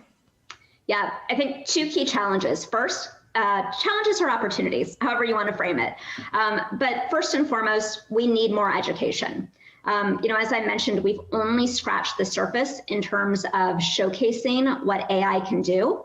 And listen, this mostly stems from a lack of understanding around the benefits. So we need to continue to showcase those use cases that it can be applied to, and recognize the brands, really applaud the brands who are testing and learning and seeing successful results. We have to learn through example. And then the other main challenge, and this goes back to the responsible media, is it's about trust. At the end of the day, people still have concerns about whether they can trust the technology they're using to make decisions. And I get it, it's valid. A lot of the technologies that we see from walled gardens, they're black boxes. And we believe that technology must be open, it must be explainable. How AI-led decisions are made and what those determining factors, what are the determining factors that were included, that's critical to helping us understand and to foster trust.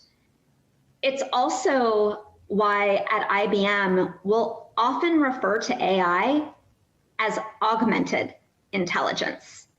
The intention here is not to replace, but rather to augment human intelligence. And personally, that gives me comfort knowing that my team and I don't have to go it alone. We have technology that we can trust by our side as we're navigating the chaos. So on that note, thank you so much for your time. This was a really inspiring discussion about AI.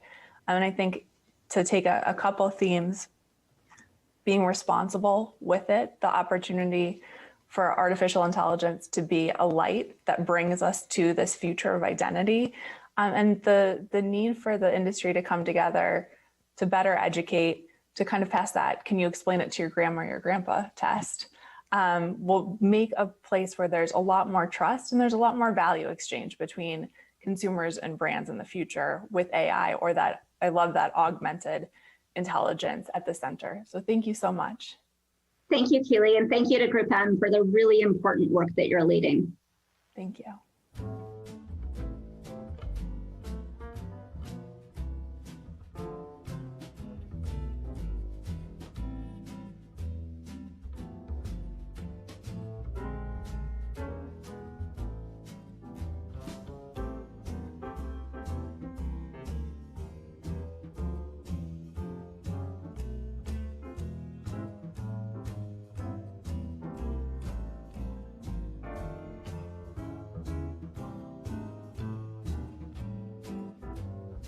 Coming up next at 3 p.m., Keeping It Real, Data, Identity, and a Transparent Supply Chain, presented by MediaMath.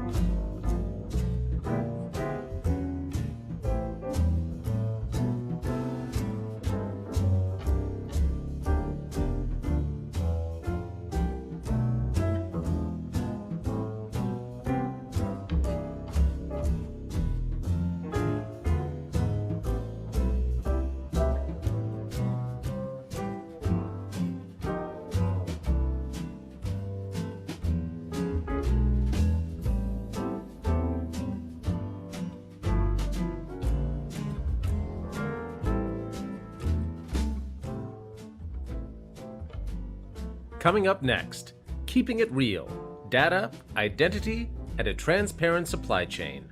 Presented by MediaMath.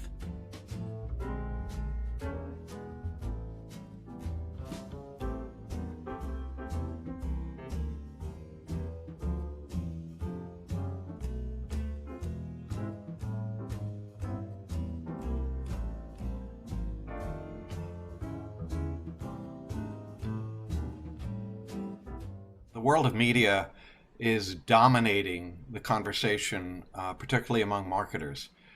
It's fascinating because while one would suspect that the brand focus would, in fact, peak out in terms of its dominance within what our responsibilities are, it's the complex and emerging world of all forms of media, digital, linear, what's happening, OTT, social media, etc., that is consuming the conversation. And while marketers are thrilled with having various forms of media to be able to put their brand messages on, it also presents an array of complexities and issues that make it extraordinarily challenging. And the most important is the ability for everyone within the client-side marketer to truly understand and manage responsibly their significant media investments. And this is very, very different from where we were 10 years ago, Andy, as you well know, when we had such a relatively simple landscape where the ability to verify what it was that you were planning to do and how to get it done and how to ensure that you were getting everything out of your media investments to assess your return on investment. That has changed because of the lack of transparency, or said another way, the increasing level of opacity that we have. And it goes to what we consider to be one of the most significant problems, which is information asymmetry, where the marketers are receiving relatively less and less information for which to be able to make responsible media investment decisions. And in that regard, we have less to make those calls and less to be able to analyze the impact of those results. As such, we are challenged with ensuring that we are protecting the investments of a corporation's shareholders to optimize those levels of investment. And as such, we need to be responsible as to how we're approaching this subject. The advertising industry is really at an inflection point when it comes to privacy right now. I've been in this space for almost 15 years at this point, and there's just been an enormous amount of change. The last time we really saw our industry coalesce around something, I would say it was around 2007, 2008, where the industry got together and coalesced around these self-regulatory principles for online behavioral advertising. And I think for a good amount of time, self-regulation did serve this industry fairly well, but that landscape has really changed massively. I think we're no longer in an environment where we can really purely rely on self-regulation to do what needs to happen to keep our industry thriving and vibrant. I think we are at an inflection point, whereas the industry, where we once coalesced around self-regulation, we now really need to come together and coalesce around comprehensive privacy legislation. So comprehensive privacy legislation, it's something that's been debated on Capitol Hill for years. We've already seen it evolve both in Europe with the GDPR, but not just in Europe. We've seen it evolve in China. We've seen it evolve in various countries in South America, et cetera. And the idea is that privacy is so important to consumers, and privacy is so important to our economy to continue to grow and to continue to thrive by how we use data, that we're really going to have to regulate how data can be collected, how it can be used, how it can be utilized at a national level, so that we don't see this bifurcation of different privacy regimes happen at the state level, which is going to make it extraordinarily difficult for companies to operate across state lines and increasingly to operate in a multinational environment. So I think when agencies look at what's going on right now, agencies are an interesting player in the space because they've got a lot of different touch points when it comes to privacy. In some respects, they're very large recipients of first-party data that they get from their clients when they're working on campaigns. Sometimes they're, buying third-party data that they buy from vendors, et cetera. So agencies have so many touch points into how they're getting data and how they're using data that I think agencies increasingly have a really strong interest in seeing one national standard for how data can be collected, how it can be used, how it can be utilized, because they're basically dealing with it with so many different touch points and from so many different vendors. They really need uniformity.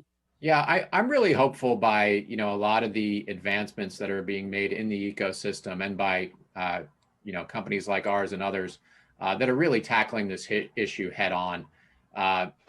Programmatic has had a lot of benefit to many partners in the ecosystem.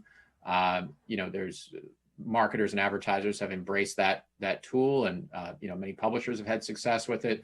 But it's clearly time for improvement and reinvention, and I think that's where we are now. So I'm encouraged by the increased transparency that we're demonstrating on our platforms, that our partners are demonstrating, and I'm encouraged by how we can take this ecosystem to the next level and have it be both data-driven and intelligent, but also consumer-friendly and privacy-safe. And I think that's where we're going next. And I'm encouraged about the progress we made and where we're going to go from here. So the idea of inclusion and kind of the social responsibility and understanding what properties our clients and GroupM is really supporting is really at the forefront of our minds and has been for a bit. When we look at the supply chain, I think first it's always focused around really understanding all of the kind of players within the path, because understanding how their alignment and what their focus is on these types of issues and topics is really important as kind of a first step. So that's inclusive of DSPs, SSPs, any kind of enhancement technology layers, and then ultimately the publisher. And really getting a kind of more in-depth view of the publishers that we're engaging with and our clients are delivering on, so that we ensure that we're having a very kind of inclusive view of where our clients' dollars are going. Clean supply is essentially a framework that helps you ensure that the supply that you're bringing in to your, or the supply that you're curating for either for your advertiser, for the agency, is suitable for the brands that you're applying that supply towards. In the past, the notion of cleaning up supply was mainly restricted to programmatic media, meaning things that media that you could bid against on the open web, etc. At this point, there is so much programmatic guaranteed buys that are already in place across all media types, across television, across audio, across just standard digital properties, that applying these same principles in terms of how you plan, buy, optimize, analyze, and go back and feed all this data back into your next planning cycle is possible for all media types. And so what I mean by operationalizing the clean supply framework is you can now apply these same principles for all media types, especially as there's more digitization and streaming happening across the media types. The message we convey is two sides. One is there is a way to build, like I said, not only a healthy ecosystem, but as well a performing ecosystem for advertisers. And that's what we should aim for as an industry, make programmatic performing, make programmatic transparent, make programmatic valuable at the end of the day for advertisers, and easy to understand and easy to implement.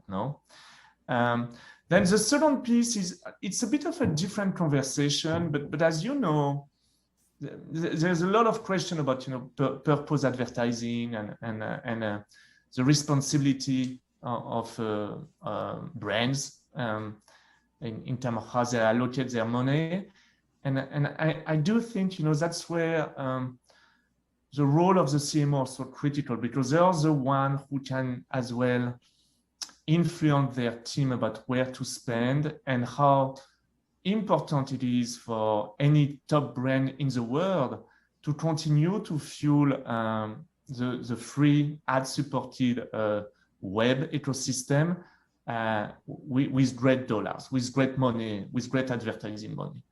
So I think it's these two conversations. One is, yes, the market will improve, will deliver. Yes, it's more complicated than a walled garden because there's many stakeholders, but believe in it. This is going to work. And the second side is, what's your responsibility? How do you see your responsibility or your role in continuing to favor or flourishing an open ecosystem?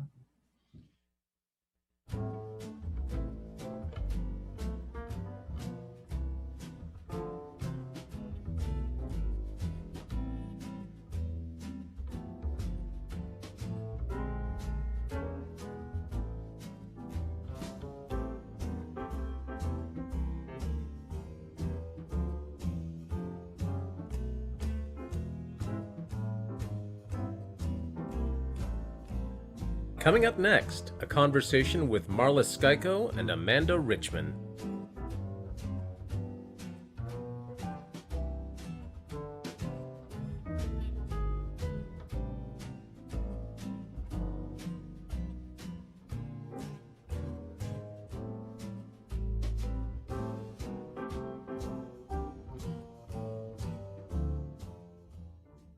Marla, it is great to see you in our fireside chat here. I was thinking of our many years ago when we worked together to try and convince clients to invest a little bit in digital. We test and learn.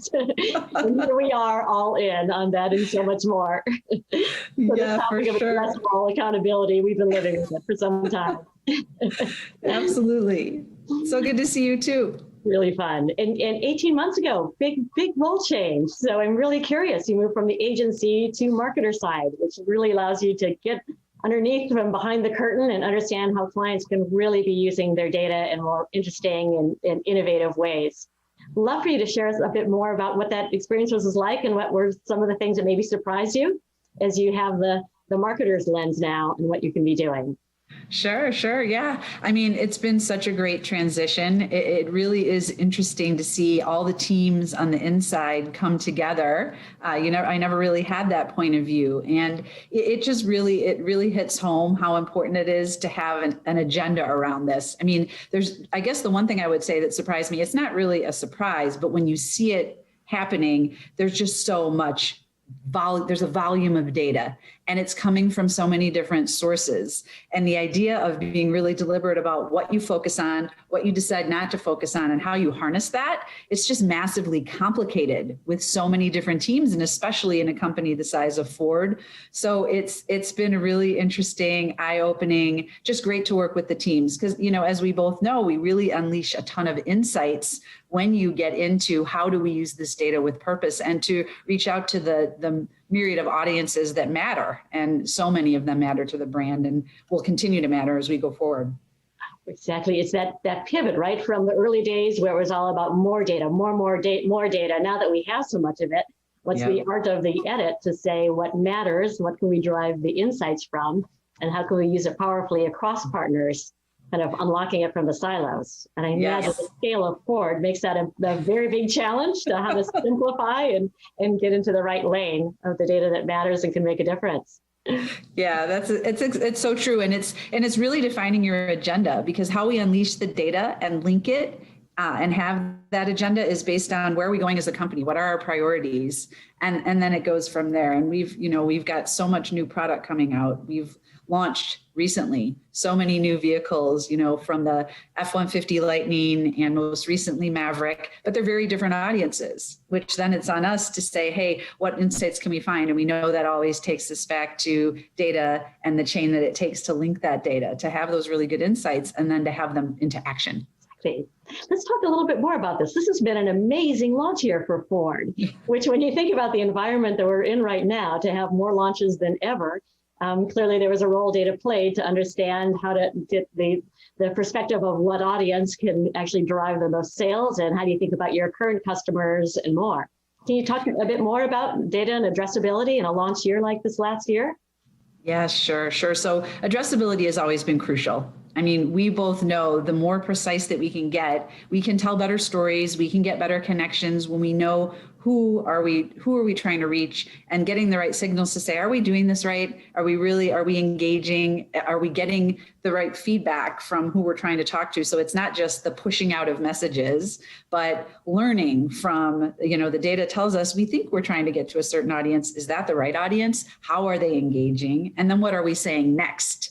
Is really what's so powerful. So we have more and more been we have a really strong, loyal base of customers for Ford. But as we look for where's the growth going to come from, that leads us to audiences that we may have been courting, but maybe we need to put some more effort there. And understanding that, and what that leads us to, okay, who's next? How are we most relevant for growth audiences, for diverse audiences, for women, audiences that we're saying we have some of, but these new products may help us engage in even better ways than we have already. Yeah, that's fantastic. And what a year for that as well, right? How to really understand the opportunities across more diverse audiences and where to place your bets. I imagine a lot of testing and learning to get into that, forming hypotheses, and then test your way, start to scale, reapply to the next launch. Absolutely, which we do on an ongoing basis. It's so important to be testing and learning and really getting behind the scenes with all of our partners, with your teams, with publishers, with technology partners. It's the entire chain all together, which we really need to unlock. That's where all the goodness comes from, where you have the right conversations and we're all talking together. Exactly. So let's talk a little bit more about that. I'm always curious, the experience in the room. How do you bring the partners to the table along with agency partners like ourselves to drive that collaborative conversation where we're all kind of unlocking our assets and showing what we can do when we're stronger together? Yes. I think what that starts with is being really purposeful and deliberate about what are our expectations? What are we trying to get out of this?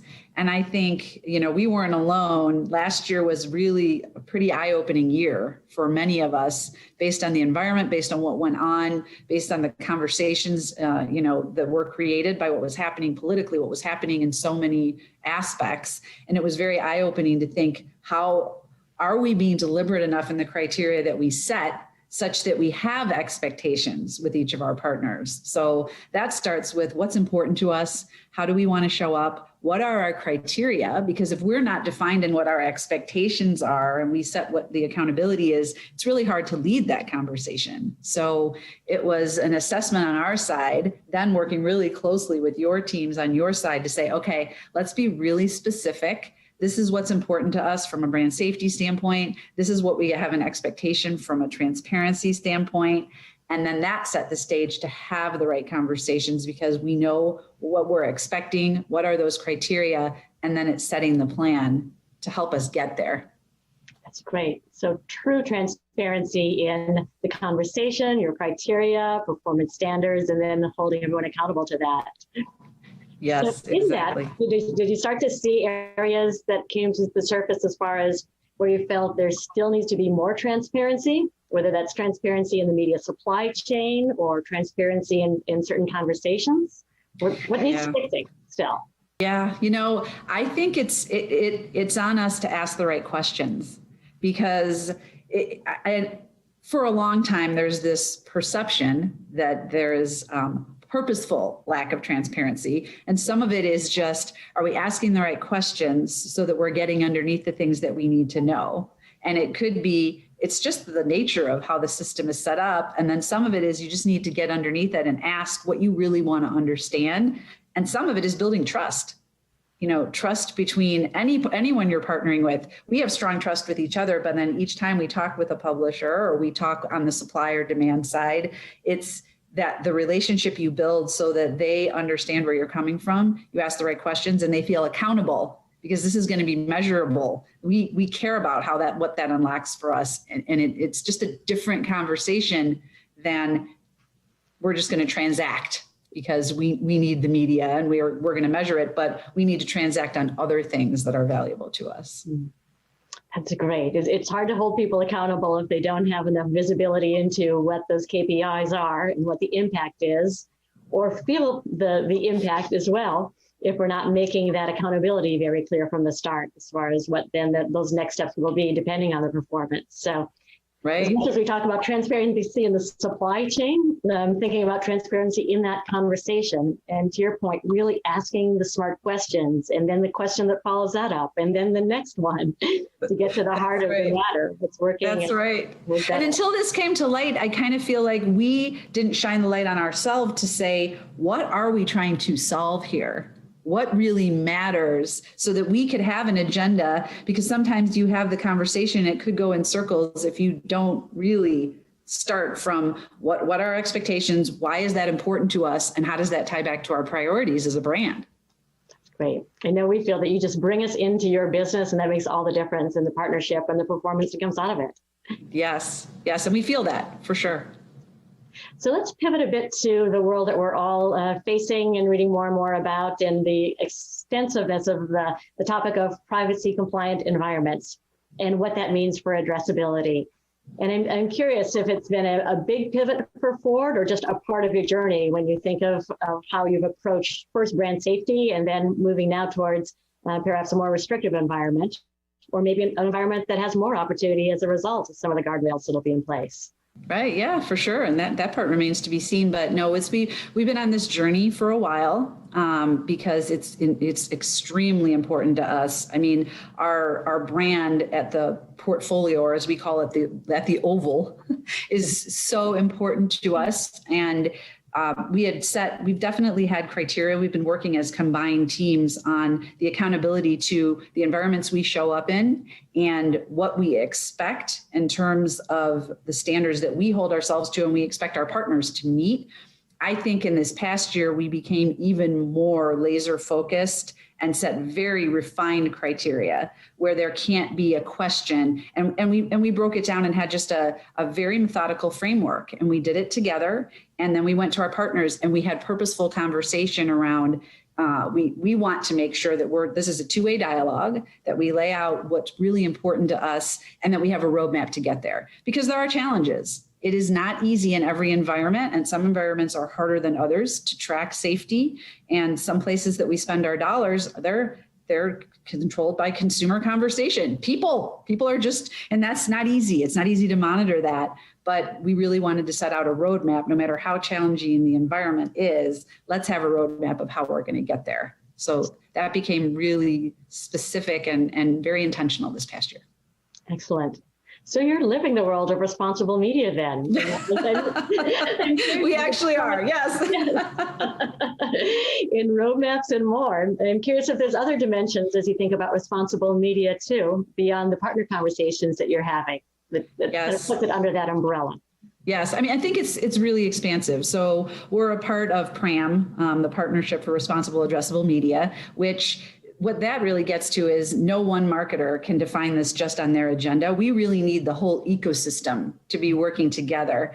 And as part of that group, which, that crosses every part of the industry, agency, marketer, publisher, technology, data. And it's, what are we seeing coming? And if we all put on our consumer hat, how are we being perceived? How are we showing up? And what do we need to do to be as clear and transparent to people when they come to us, no matter how they visit us? And that takes all of us working together, because it won't just fall into place if we don't connect those dots in the right ways. And that type of an industry-wide entity has been really instrumental, and it really takes all of us together. Yeah, it's fantastic. Raising the bar for the industry and setting the right expectations of our consumers in how we protect their privacy. Yes, exactly. So in that journey itself, have you found there are some things that maybe you measured in the past that really don't matter moving in the future? Does it reframe some of the status quo or expectations of here's how we might measure success and put a different lens on it? Yeah, I think that's right. I think measures of success before are now enhanced, and it's through new lenses. Right? It's the lens of safety. It's the lens of transparency. It's the lens of, when we really think about if we're being ethical in our use of data, it makes us ask other questions. And particularly when we think about the audiences we want to meet up with, there's more and more focus on, when we think about diversity, that's a whole nother lens on the data that we might be using. And we should be looking at that through every lens, but particularly it becomes apparent when we talk about focusing on diverse audiences, because it's super important and it's where growth is going to come from, but we need to be extremely responsible in what we're doing when we do that. I love that. We often talk at Mindshare about good growth and what that means. And yes, good growth can come in the short term with performance, but the longer term view of what's the impact on society and how we can collectively work together across the industry to do the right thing.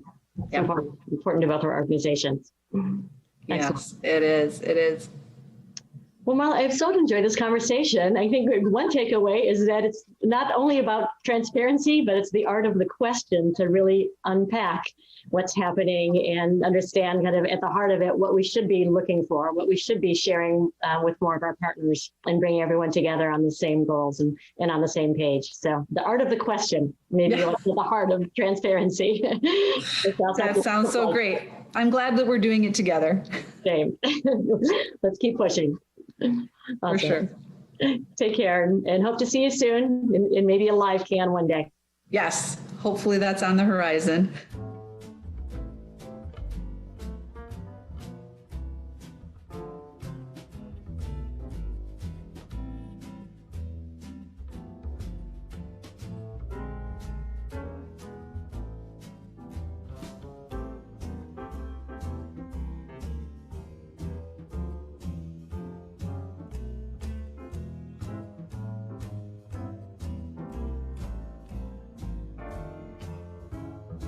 Coming up next, a conversation with Bob Liodice and Joanna O'Connell.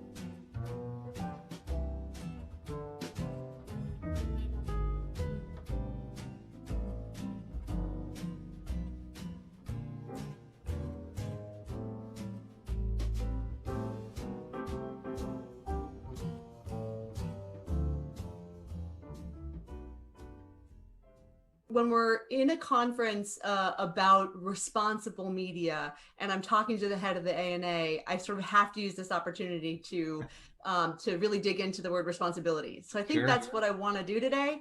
And we're going to look at this idea of responsibility through a few different lenses. But we'll start with the area that you and I have spent the most time talking about over the years, which is the responsibility of the ad tech industry to itself, to each other, to the customers of the ad tech industry, and maybe even to consumers. Right. We have had conversations in the past in public forums around supply chain transparency. Right. I've had lots of conversations since then with brands about work they're doing on trying to kind of figure out what's in their supply chain and clean it up. But I do know you guys just issued an RFP to look at industry waste. So can you talk a little bit about kind of why now? Yeah, it's a great question, and we seek information, we seek knowledge, we seek transparency. The ad tech community is probably the least understood within the purview of brands and marketers. It's extraordinarily complex. There are billions of transactions that happen second by second. There are an incredible amount of handoffs and deals that take place between buyers and sellers, between SSPs and DSPs. And when you look at the ability for the average marketer to be able to understand all of those transactions, all of that complexity, the reality is that there is a degree of information asymmetry that is in fact taking place. Is that the ad tech community knows a hell of a lot about what's going on. They understand data flows, money flows, and the marketers pretty much do not. And I know I'm speaking very, very broadly. But the reality is that the focus of the business really should be to make brands successful. How do we make brands totally successful to be able to bring great energy to the entire media supply chain, where everybody can share in the benefits? And when brands succeed, everybody succeeds. Unfortunately, I think we're in a situation where brands are certainly succeeding to a degree by leveraging programmatic media, but not necessarily understanding the full benefits of those transactions, those decisions that in fact that they're making. A lot of times they're flying by the seat of their pants, just knowing that if they head in a particular direction, they'll probably do better than they're doing right now. But the question is are they leaving money on the table? Are they really understanding how they can fully leverage the full digital media supply chain to their respective advantage to be able to build their brands and to be able to build their businesses? And the reason why we started to poke at this right now is really has a genesis in the ISBA, the UK equivalent of the ANA, their study from last year, which essentially indicated that there was a lack of transparency in the ecosystem, a significant lack of transparency. And the amount of that marketers truly understood about the transactional marketplace in this area was relatively limited, and in fact, relatively non-transparent for them. You know what's interesting? And so many things I'm thinking now. So Go the first through thing them. that popped into my mind is there's the knowable and then there's the unknowable, right? So I think we've made some progress. I've seen some sophisticated, really inquisitive marketers spend the time and energy to really dig into these things and work really hard to sort of get at the what had since been heretofore had been unknown to them.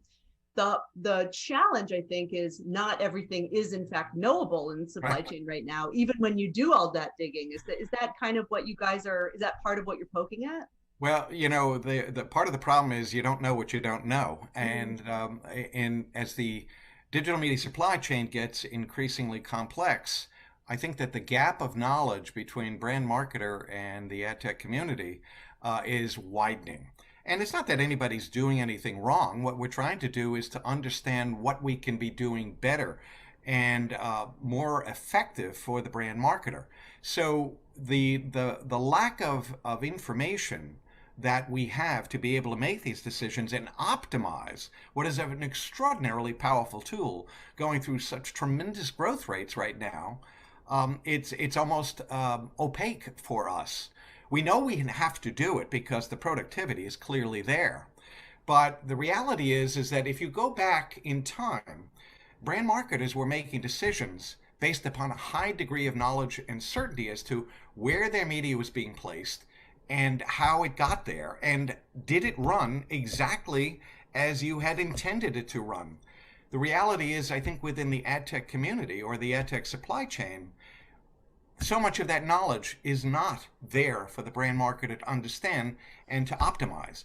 And when you look at the tools available that the CMO has, they of course are going to take advantage of this incredible productivity investment for themselves.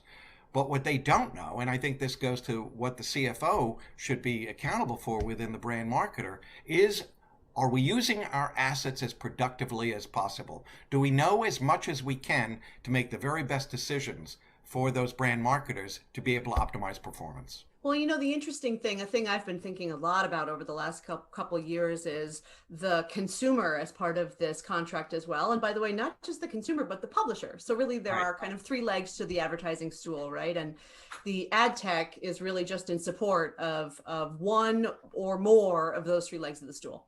And so if you look at what's happening in the industry right now, where you've got legislative action and regulatory bodies stepping in on behalf of consumers from a privacy standpoint, the browsers, the device manufacturers, and consumers taking privacy protecting actions themselves. I mean, they too, I think, are responding, if not intentionally, to the opacity and messiness and fragmentation that we find in the ad tech industry.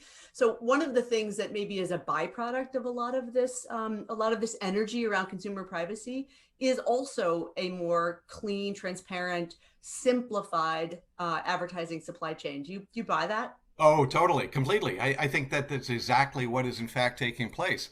Is when you think about the messages that consumers are deluged with, the privacy notifications that they're constantly being asked to accept, and what needs to take place in order for there to be a linkage between consumers and the entire supply chain, it is completely missing at this point in time. Particularly now as Google is deprecating its cookies and Apple is changing its IDFA policies. The marketers are essentially in the dark, and that's the reason why we have to create organizations, cross-industry organizations like PRAM, which is the Partnership for Responsible Addressable Media, so that we can not only understand the impact of these massive changes, within how we are going to effectively leverage the most powerful tool we have, which is digital marketing, but to be able to find a way to be able to reach our consumers in a privacy safe way that will eliminate the creepy factor that we all suffer from. And maybe there's a word that has gone unspoken, which is sustainable. Like, how do we create a sustainable advertising ecosystem, right? Because again, brands, publishers, consumers, they all sort of play a part, and they all derive benefit from advertising, but we need to come up with sustainable solutions. So back to the word responsibility, which I think is, of course, also super relevant to the conversation we just had. I want to pull the thread a little bit and talk about the responsibility of brands. Right. So we talked a bunch about the responsibility of the industry to brands. Let's talk about the responsibility of brands to the world, as they are a part of the world around them. We know from some research we did on the sort of habits of consumers and the future of consumer buying that a key driver of purchase decisions is actually perceived company values. So if you look at the sort of most empowered consumers, and this is in the US and Europe, it's like 60+% will say that they regularly purchase from companies that align with their personal values. So I know you guys are doing some work on this. Can you talk a little bit about the ESG perception index, and you're also doing some work on diversity in suppliers. Can you talk about that? Yeah, sure.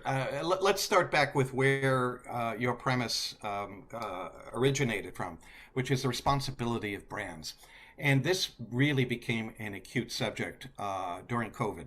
Mm-hmm. And very intriguingly, brands, large brands in particular, that had been suffering at the hands of, we'll call up some of the startup brands, which were Ubers and Airbnbs, and some of the shaving areas, et cetera.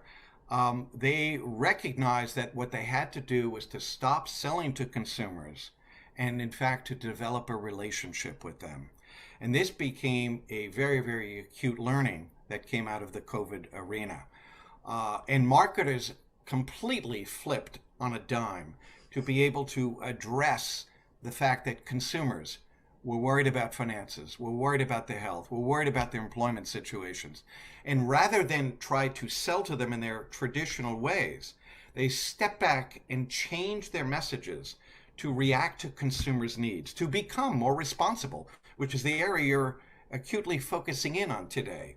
And in fact, that relationship building has been paying massive dividends for them, in a way that most of the big brands did not expect, because in that relationship building, there was an intense recognition that, to use Mark Pritchard's terms, brands need to be both a force for good and a force for growth. And that gets at that responsibility, that sustainability, that ability to acknowledge that the consumer really is in control. And in doing so, brands need to have a responsibility to address them in the way that they need to be addressed, to recognize that their values are paramount in the decision-making process. And this then falls back to the recognition that brands have a responsibility to the environment. They have a responsibility to DE&I. They have a responsibility of essentially bringing forward their work so that there is an accurate portrayal of women in their ads and an accurate portrayal of culture in their ads. And in that way, they are able to move forward and ensure that they have the right connectivity, but to do so in a measured kind of way. They cannot just do it because they perceive that it is a feel-good approach, but they have to find a way. And we've come out with 2 ways to be able to do that. One is a GEM index, a gender equality measurement index, that allows for the accurate portrayal of women in ads. And the other is CIM, CIIM, which is a cultural impact measure, which provides for the accurate portrayal of cultures in ads. And when you put the right framework within the ad, in the right context for the programming that it's going to sit within, then you optimize the performance of the ad and you create a win-win for the consumer as well as for the brand.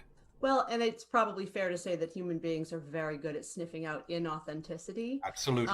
So, this is more than just a tagline in an ad, right? This is really about brands living these values and sort of being. That's what got brands in the stewards trouble in the first place. They absolutely were inauthentic. That's right. And they were focused overly in terms of performance types of marketing. And now they are swinging back to the recognition that the relationship building with the consumer directly is what's leading to that better performance and better perceptions by the consumer. So this is maybe it's not a challenge, maybe it is. Let's talk about this. Balancing sort of being a force for good and being a force for growth. Yes.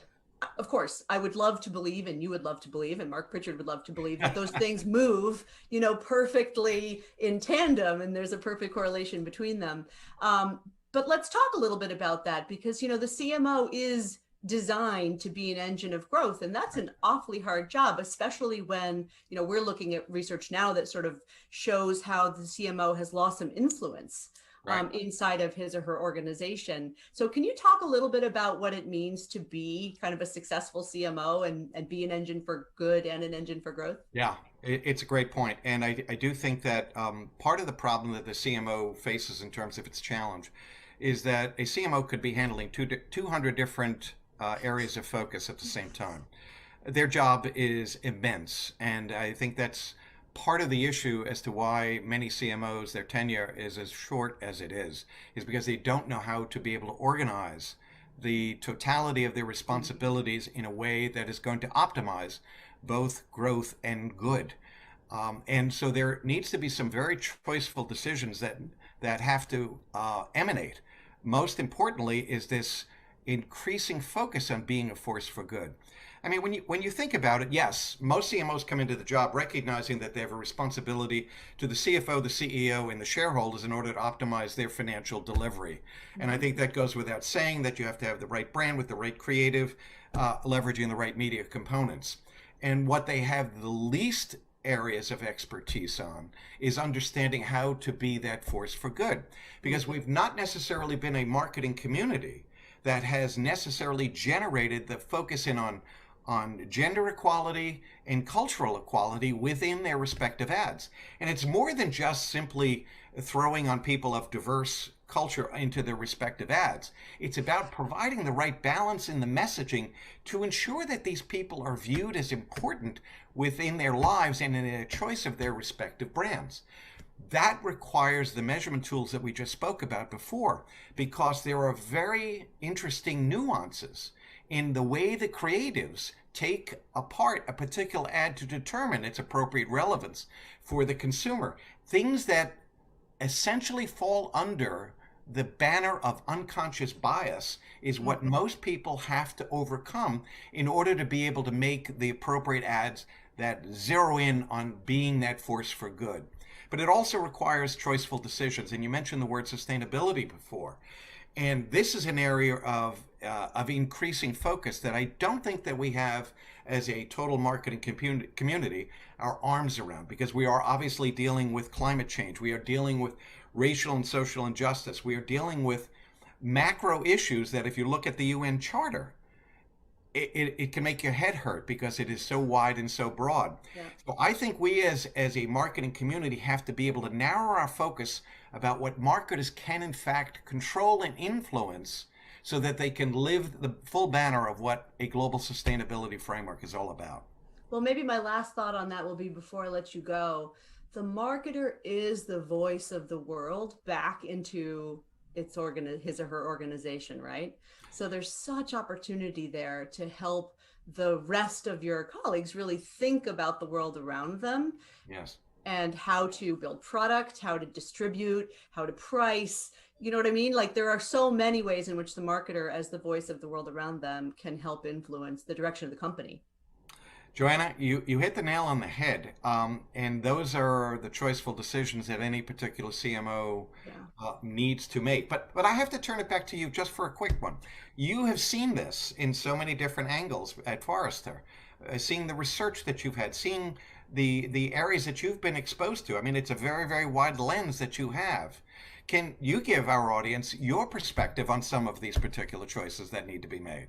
Well, it's a really interesting one, and we're actually in the middle of interviewing lots and lots of CMOs right now to understand everything from sort of what are the best characteristics that make up a great CMO to what sort of internal partnerships do you value most or put energy into, to how do you think about your role, you know, with respect to the world around you. And there's of course a lot of variability, but you know, the best ones, I think, not to be overly simplistic, the best ones are the ones that bring the mix of kind of analytical thinking and sort of data-driven, technology-oriented analytical thinking to their jobs, and marry it with kind of relentless curiosity and kind of a inherent creativity. You just hear that over and over again from CMOs. You know, you really need to be able to manage both, and then you know, magic starts to happen. And that is one of the greatest challenges in the area of data technology and measurement. So thanks for bringing that. No big deal. Well, thank you. This has been really, really interesting. We covered a lot. So much more to talk about. So next time. A lot of fun. Thank you, Joanna. Yeah. Bye-bye.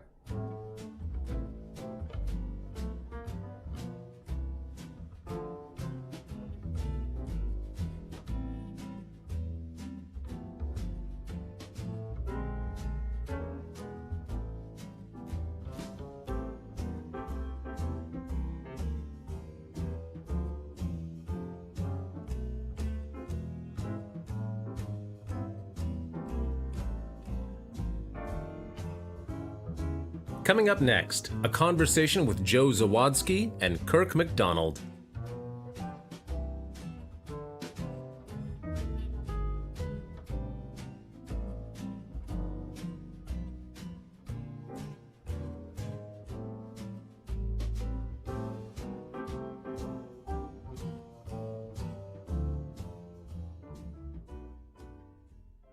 Hey, thanks for being here. I'm excited about this conversation, excited to be part of this series. By the way, I do want to just say, I know that MediaMath has been a big sponsor of this content series with BTV. And, you know, again, kudos to you guys to continue to drive thought leadership across the industry. And you know, if I haven't said it, we appreciate the partnership we have with you. So always good to do this kind of stuff, my man.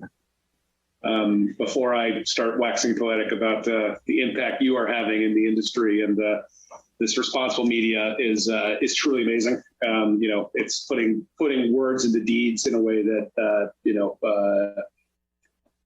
Thank you. Honestly, thank you. Talk to me though a little bit about your supply chain. Did you find or see in all of that pressure cracks in the supply chain that were specific areas of opportunity or disruption that you could capitalize on, respond to? When you look back at it now, how would you describe it? So look, I think we think about this similarly because we've, you know, we're reading the same, you know, tea leaves here, and I would say everyone did, right? I think the real, the cracks in the supply chain have been long discussed. Right? And you know, Mark Pritchard getting up on stage, you know, year after year at the, you know, the IB or the ANA or the, you know, the joint boards, and sort of saying, here are all the problems, right? And whether it was around, you know, transparency, not being able to see where your dollars went and be able to look at a transaction, understand everyone that was involved in the transaction, what role they played, what value they created, what price they charged. You know, problem, right? And it's hard to build, you know, trust on top of opacity, right? We've talked a lot about sort of the, you know, frustrations. Think about even last year, where advertisers were setting up, you know, allow lists and block lists, or using third parties that were suppressing, you know, media investment against high quality journalism. Right, because if it was politics or if it was, you know, social injustice, a lot of marketers just basically said, you know, I'm gonna stop, and the, you know, unintended consequence is, you know, dollars instead flowed to, you know, lower quality sort of user generated content. And it was like, gosh, you know, I tried to do this thing over here, and instead I sort of starved out the, you know, the very local journalism or the voices that needed to be amplified in pursuit of that. And so we kind of all know metrics, right? You know, realizing that you're making, you know, media investments over here, and, you know, 187 self-reported, errors and metrics, 187 of them, 186 of them in the company's favor. That's a really problematic way to, invest your dollars. And so I think that the issue was not identifying the cracks. I think we've all known where the cracks are, and we've been, talking about them and talking about doing things about them for, a long period. And I think what this last, 2020 and going into, sort of 2021, both because of the, the acceleration of trends, also regulation, also competitive reactions to regulation, also this belief that like we're going to do, we're basically reinvesting 51% of one of the biggest line items in every company's budget anew. Right. And, sins of commission and sins of omission feel very different. Right. It's one thing if, you did tomorrow what your predecessor did yesterday and you kind of have a baseline to operate against. And there, I think change is a little bit harder. But if you really zoom out and you're like, OK, the what and the why is consistent around, marketing and around its importance and how central digital is. But the how is changing dramatically. Right. And to kind of step into that environment and say, I'm making a choice. I'm making a choice with, half my advertising budget. And what am I going to do with it? That's, I think, where we are right now. And it's kind of a profound time. I would agree with you. So profound times require profound change. Profound change does have to sort of look in the mirror, but it feels like some of this has to happen in concert with each other, right? And that feels like a challenge. So when you pick any one of them, what's keeping the industry, for instance, in the case of transparency, what's keeping the industry from more cohesively and effectively addressing transparency issue? Or you just touched on the measurement issue, right? Because it does feel like if profound change is needed in response to profound times, doesn't there have to be a sort of we're coming together around this to make it happen? What's that block? No question. I would say that the challenge before, because I do think we've been happily forced into the need for evolution. The classic never expect somebody to understand something if their paycheck is dependent on them not understanding it.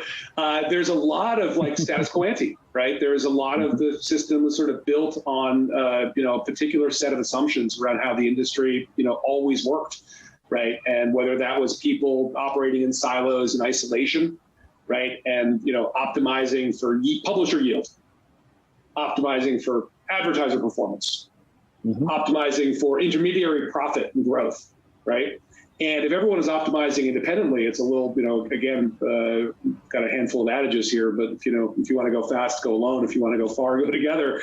Really applies here. You can't solve the industry's challenges in a silo, right? And so you had this, like, how did we get there? How do we make change fast enough? I've spent a lot of time, as you do, with our trades, right? I've been both from. And one of the challenges is that those are great convening bodies, but they don't have the force of law, right? They're recommenders, they're cajolers, they do amazing work at like articulating the issues and kind of getting people to, want to work together. But you can't snap people to it. You can't say the new specs have changed. If you want your Wi-Fi 6 router to interoperate with somebody else's Wi-Fi 6 router, you must write to this standard within 12 months. We don't have that, right? Yeah. And I think where we are now is we are in that business, right? We are now all in the business of redesigning an industry and redesigning the terms of trade and the technical standards, right? When Apple, comes out with 14.5 and says, we're going to change the rules, unilaterally and now, respond accordingly, it requires advertiser, agency, technology, media, data, right? All of those parts to come together and work backwards from not necessarily an idealized version of a market, but a working market under the new, the new model. So again, I find hope in that, right? It means it was easy to just kind of do what you were always doing, one foot in front of the other. You do have this mode of punctuated equilibrium right now, right? It's not quite the meteors have taken out the dinosaurs, the marsupials rise, but it is a requirement that the industry reorganize itself around a new set of principles and work backwards from what it should look like and what it needs to look like. Right, almost enterprise open framework to get to everything, more collaboration designed into it from the beginning. Enterprise open and collaborative by design. One of those I use already. The second one I'm going to liberally borrow, sometimes with Kirk attribution. Are you okay with that? Done deal, man. It's all, again, that's what enterprise open is, right? We should just share best practices and go. I got to touch on this, right? So it feels like the event horizon of the demise of the third-party cookie is approaching. But the third-party cookie, kind of, for those in the space, kind of know it was a 20-year-old hack, right? And it actually, I don't know if it's done good or bad, but as users start opting out of even things like IDFA, how can you make sure, notice I didn't say we, you make sure that for your clients, ROI doesn't drop off the cliff? Like, what are you going to go tell them? Yeah, so I guess two answers in there, and it starts with bad news, right? I think there will be a resetting, right? I do think a lot of the fundamentals, again, in the same way we talked about the cracks in the supply chain, we've had known cracks in measurement and attribution. Like put your hand up and you're listening if you thought that either last click or post click post view was the right basis by which to manage a $500 billion industry on the way to $1 trillion. Is it going to work by asking people to touch their TV? Highly unlikely, right? So we've sort of dealt with proxies and compromises and sort of assumptions for a great amount of time. We're going to have to tackle that. Right, that's there's a moment there where it's like, okay, let's really understand the end to which all of the the means are in support, and that's true of identity or true of addressability, right? We 20-year hack, right? The use of TCP/IP protocol to again provide the basis for not mobile devices, not televisions, not digital out of home, but for what people think of as sort of core digital. Clearly outlived its sort of usefulness. So now we're in a situation where it's like, okay, we want to recreate addressability, right? We're going to do it in a way that works for consumers, right? As defined by the humans behind the screens and speakers, as supported by regulation in an increasingly regulated market, which is good, right? But the way that we're going to have to do it will have to become enterprise open, right? It'll have to be a portfolio of solutions. Those things will need to be selected, stitched, and scaled.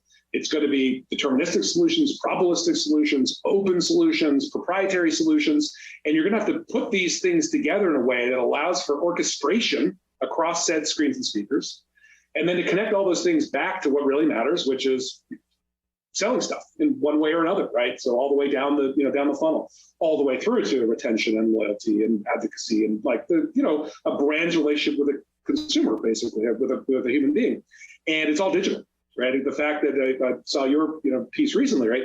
51% is such a big number, right? It's so different than 49, right? Crossed over to more than half, and so that idea that we know what we have to do, we know there's going to be a portfolio of approaches to it. The fact that companies like ours and otherwise sort of have kind of said we're going to build back better, to borrow from the other Joe. That's where we're at right now. Listen, thanks, Joe. Thanks for your feedback, your insights. Thanks for your perspective of yourself and MediaMath. And hey, look forward to seeing you out down at 3 World Trade. And maybe grab a bite in person soon. All right, be well. Thank you, Kirk. See you, my friend.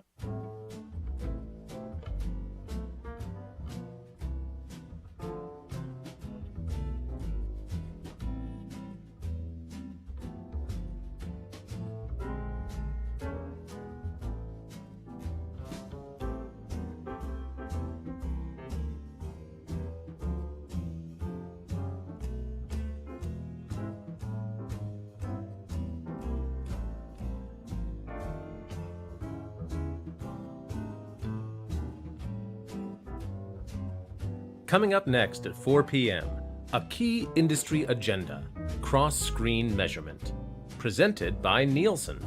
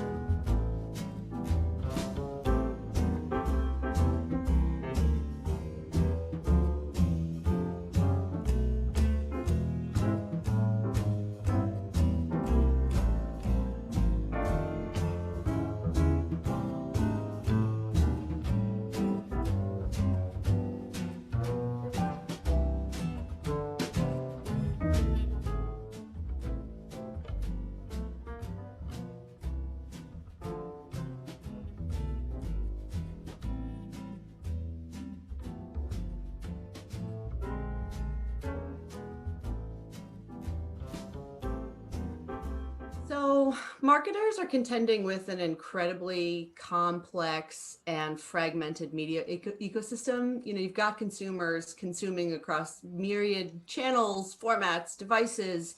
And the reality is that if you're going to be an engine for growth inside of your organization as a marketer, you need to know what the heck is going on with the dollars that you're placing. And so it's a big struggle for marketers right now to try and make sense of all of the complexity in terms of where their media dollars are being allocated and how those things are sort of working together to deliver performance. And this is bigger than measurement, because the thing is, we're not talking about a world anymore where you get a report at the end of the year. We're talking about a world where a marketer needs to be nimble and agile and dynamic. And so when we're thinking about something like holistic measurement, we need to think about it in the context of being an input, not just an output. So how do you use intelligent measurement then to be a part of your planning process, you know, rather than just a PowerPoint that you get at the end of the year? So in speaking to marketers, you know, it's really clear that this is a huge challenge for them and that it's enormously important to them. You've got several kinds of video that they're running now, from television to connected TV to online video. You've got social environments, you've got desktop and mobile environments. And so when they're thinking about measurement, again, it's really as an input to making smarter decisions with the allocation of their dollars toward things that are going to drive business growth. So thinking about things like, what is my overall frequency? What is my reach? These are important inputs into things like what is working and what is not, and how should I be allocating my money? But it's not, you know, as simple as sort of a single kind of answer, like I just put it all into a multi-touch attribution system and I'm good. It's more complicated than that. And setting aside the fact that MTA is having, you know, lots and lots of challenges with the deprecation of signal from cookies and mobile ad IDs and the like. So at Forrester, we talk a lot about the idea of unified measurement, which is the marriage of this kind of bottoms-up measurement that digital advertisers are sort of used to and grew up with more top-down measurement, think marketing mix modeling and the like, and using those two in concert to make good short and long-term business decisions. So what are the elements, the panel will be one, but what are the elements of Nielsen One, and what will it look like? Sure. So in terms of the inputs to measurement, it really will be a combination of big data assets combined with our panel. So if you think about the data acquisitions that Nielsen has announced over the last many months, it really is all about growing the coverage and granularity of that which we can measure. So we are ingesting, as an example, return path data from set-top boxes, ACR data from smart TVs covering about 100 million devices, as well as ingesting census level data from different services in the CTV space. But all of that data, by definition, wasn't built inherently for measurement. And really what we're able to do with the Nielsen panel is calibrate and adjust that data to correct for any biases, any inefficiencies, and also fill in the blanks for that which those big data sets can't naturally measure. So if you think about just a general, for instance, if I'm pulling in data from a set-top box, that can tell me a lot about the tuning that happens in that particular home using that device, but it wouldn't necessarily tell me anything about over-the-air viewing, which we know from our many years of measurement experience is a little bit of a different profile of a consumer. So the panel is there to help us calibrate and to really fill in the gaps to make sure that the overall measurement we produced, again, is unbiased and complete. So in terms of the key signals, we have on the one hand, sort of these deterministic big data sets. So that includes set-top box data, as well as automated content recognition or ACR data from smart TVs, and also other connected devices. And then we also have an important requirement still around having a representative panel. And the reason why the panel remains critical is because we need the means to calibrate for national representativeness, as well as for calibration against key demographic variables. And that panel helps inform that calibration of those larger data sets. In addition, those larger data sets tend to capture data at the household or device level. And what we need, or what we can get from a panel level, data set is understanding the person level viewing. And so the combination of using that panel data with the larger data sets allows us to inform person level assignment, and with that, the ability to do co-viewing as well, to factor in co-viewing. Yeah, we think a lot about cross-channel measurement and omni-channel measurement. And I think it's important to remember that when we plan media on behalf of our clients, we don't plan them in channel silos. We start with channel allocation, and we think about the role of each channel, and we plan across multiple screens because that's where media is being consumed. So when thinking about measuring that, in addition to measuring the delivery, we need to measure the impact. And so that can be complicated, and that doesn't mean we shouldn't do it or that we shouldn't try, and work with partners to evolve that measurement, especially as we think about the cookies being deprecated very soon. So what does that mean? That means that I know I ran on linear television. I know I ran full episode players on connected television or over the top. And I'm also running programmatic video and display in addition to other digital channels. How are those different touch points working in concert to achieve our media objectives, whether that be sales or brand awareness, brand consideration? I think it's about more than just kind of the primary base layers that we've talked about in the past, duration of exposure on screen, pixels on screen. And I think it has a lot more to do with understanding the level of engagement and attention that a viewer has with content. And again, I think we're at the very early stages of developing measurement solutions that help us really understand that and apply it into the media model. I don't think we're going to see perfect in the next couple of years. And I think that's one of the flaws that we have as a marketplace right now. We're waiting for that perfect scenario to be measured in every single screen that we touch. Now, what Nielsen's doing and Nielsen 1 is really beneficial, but then you've also inherently got multiple other avenues that are being created, you know, whether it's through the Amobis of the world, the video amps, you've got then the device players in Amazon and Roku and Google, and really thinking through the bifurcation of measurement makes this a little bit more challenging.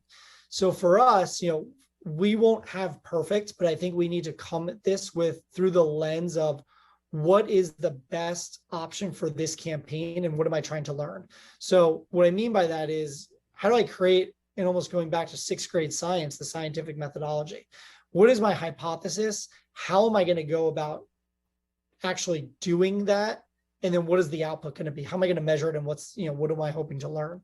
And when we take that approach, you know, we won't create perfection, but we'll at least create this learning agenda and test and learn scenario to find the right balance as we move into the future, and hopeful in the next 2 to 3 years, creating a much more sort of perfect ecosystem. But I don't think we'll ever get to that perfect oasis again.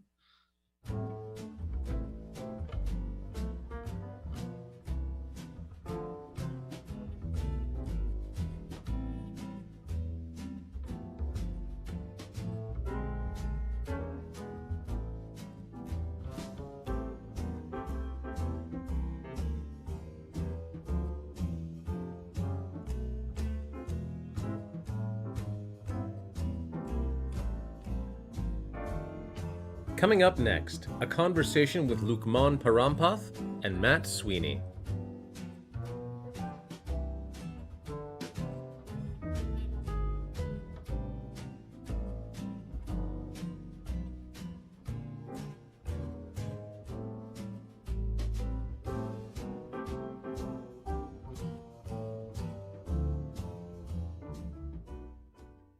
Hey, Lukman, it's good to see you. I have some of the folks on my side of the business, the buy side, have strong opinions and firm positions about the need for cross-screen measurement. I think it's important to understand the sell side perspective, and given your role within Roku and the importance of Roku to the buy side, increasingly important partner in the buy side. Tell us a little bit about your perspective on cross-screen measurement.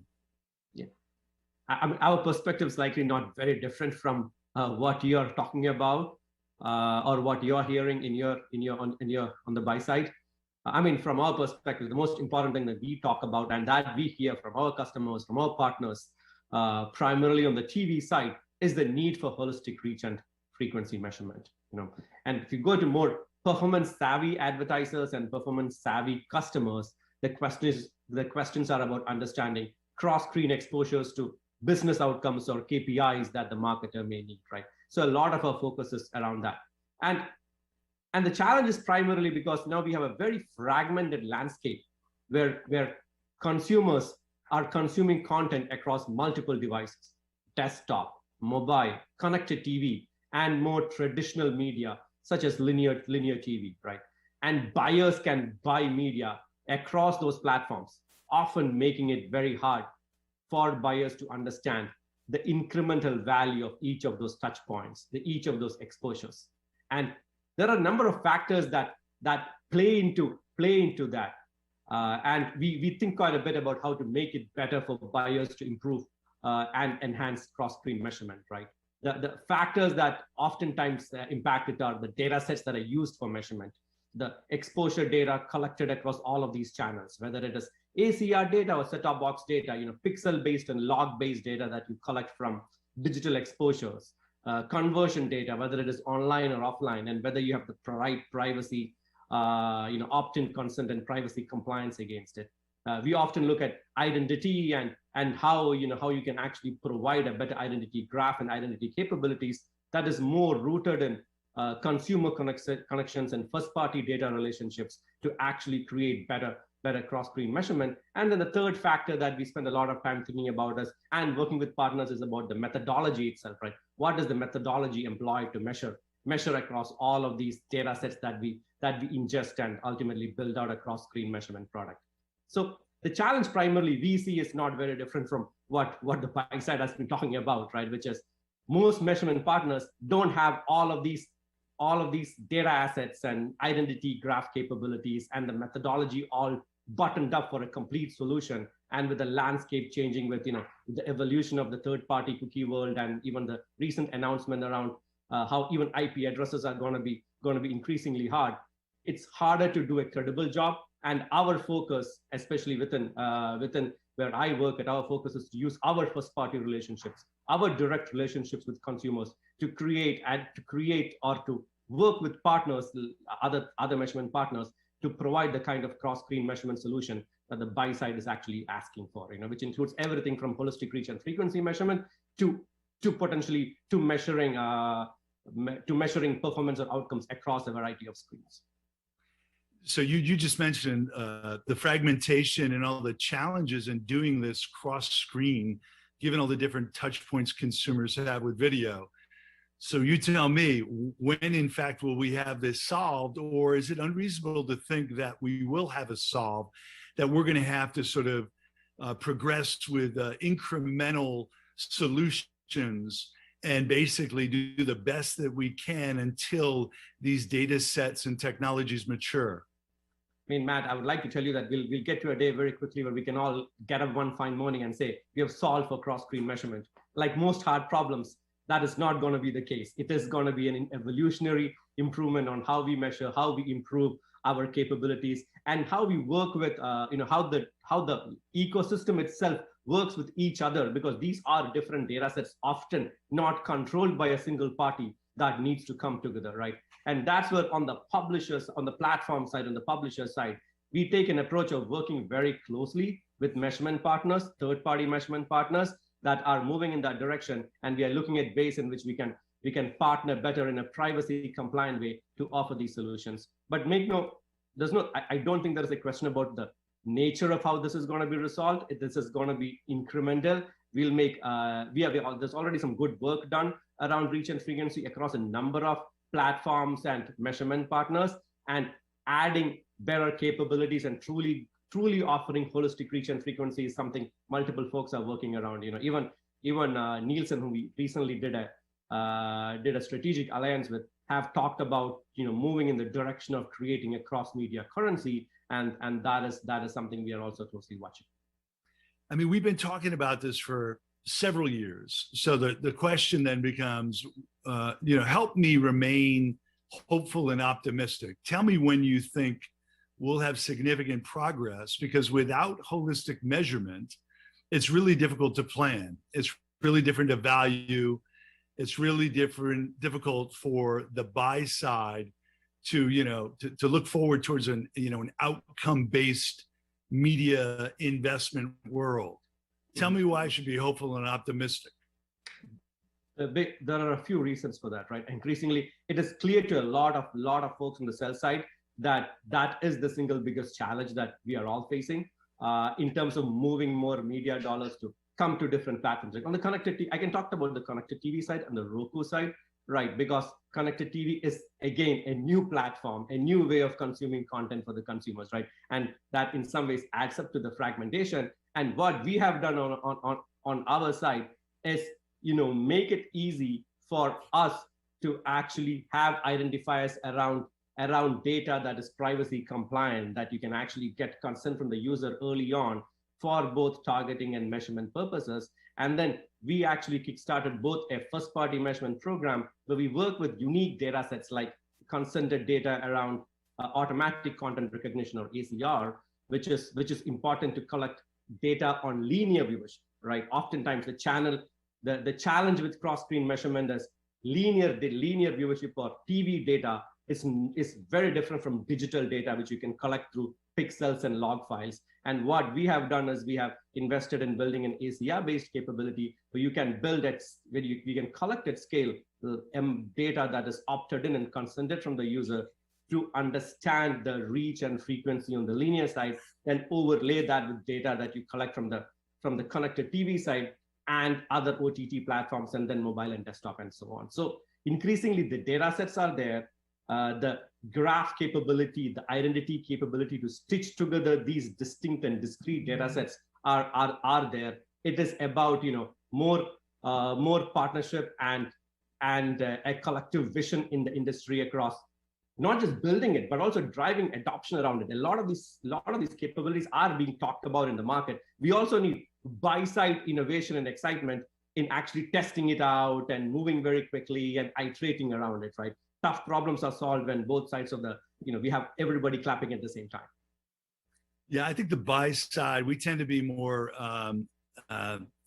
settlers versus pioneers, but we at GroupM are pushing forward on testing and increasing, the amount of budget that we look to test across these different measurement platforms, especially as we look at the accelerated shift from linear into digital environments. We're a little bit more optimistic about being able to, measure what's happening on those digital environments, but across being able to take it from linear and do reach and frequency into digital environments is where, we're looking for help, and we're excited about some of the work you're doing on your end. And hopefully, the three words I always say matter most with companies is self-interest rules, but hopefully the industry can come together and understand that a collaborative effort can help accelerate the migration and solve some of the challenges,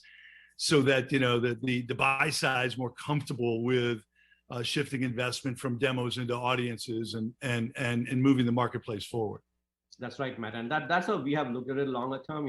There is a class of buyers who buy around demos, around reach and frequency, which is fine. I mean, we do want to cater to the different set of buyers out there. They have different goals, whether it's brand goals or performance goals. In the sense, connected TV, the space I am rooted in, I'm spending all of my time in, is unique, right? You can actually do top of the funnel brand measurement and do brand campaigns at the same time. It brings the best of digital, where you can go bottom of the funnel and do performance measurement at the same time. So we are invested in both, and we are working on capabilities. We have some of these capabilities. We've actually taken those to market. We have worked with partners on them, and we are continuing to augment and enhance our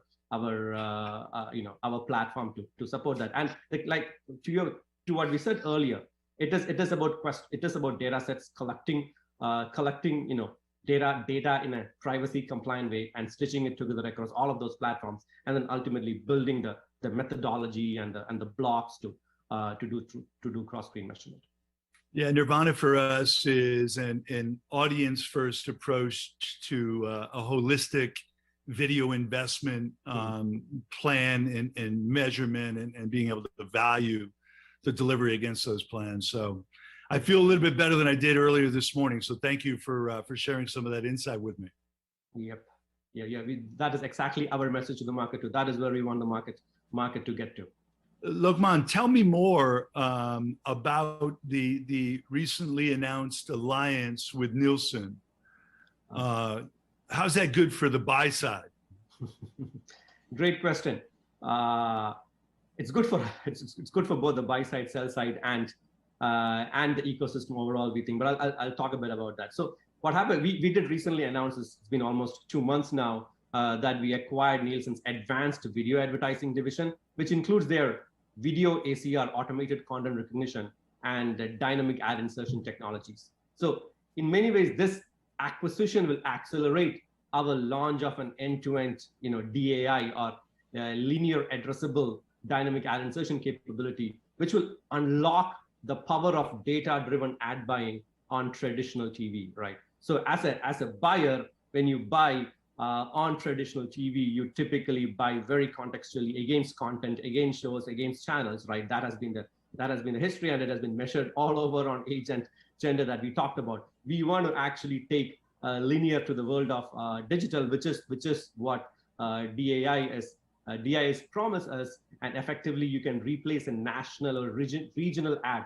at the household level with the same targeting and data that marketers have come to expect from TV streaming advertising, right? And we believe this again is a step forward for traditional TV and opens up new ad opportunities for other programmers, sell side, but it also opens up all the data targeting and measurement capabilities that marketers, that buy side has historically wanted, right? And we can bring these addressable TV exposures into this cross-screen measurement solution that we have been talking about, right? And the second part of the Nielsen alliance is basically that. It's one part of it is the acquisition of the advanced video advertising division. The second part is an alliance with Nielsen to actually work together between Roku and Nielsen to accelerate work to actually improve their cross-screen measurement product, which they are already investing in, and we can help with some of the connected TV footprint that can drive better accuracy and scale for Nielsen as they build out this cross-screen measurement capability. Give me an example, if you wouldn't mind. And we always use this sort of pet food, you're a cat home or a dog home, or you don't have a pet. Mm-hmm. So rural, urban, suburban, car buyer. Mm-hmm. Is that are those the sort of creative executions we're looking at that could be informed by data and delivered to households depending on those signals?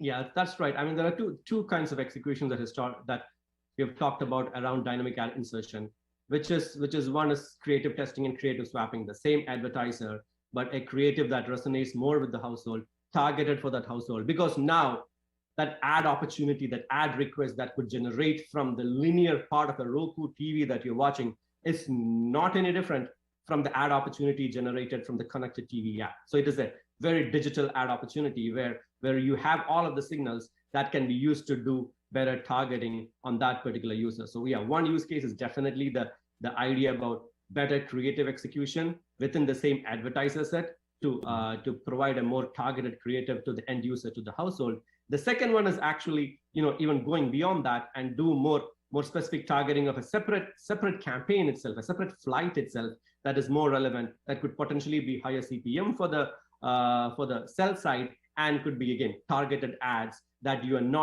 would not otherwise be able to target, on audience, on day part, on linear, right? You're relying completely on the context and the channel where the ad would show up. So this is an opportunity to take even your digital targeted ad campaigns and put it on linear if you're on the buy side.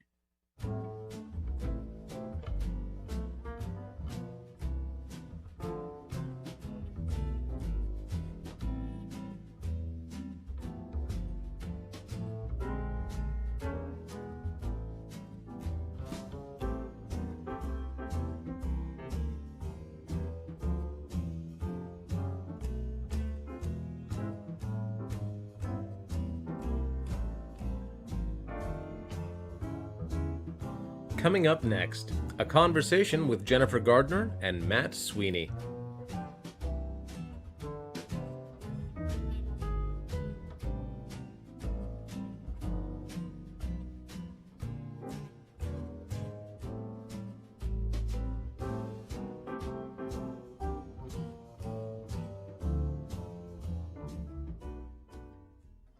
Hey, Jenny. Good to see you, my friend. How you doing? I was just thinking about this. How many calls or meetings or emails have you received over the last 24 months about cross-screen measurement? I'm up at 1,347. I imagine you've got a few more than I do. I think especially after this session, I will have more.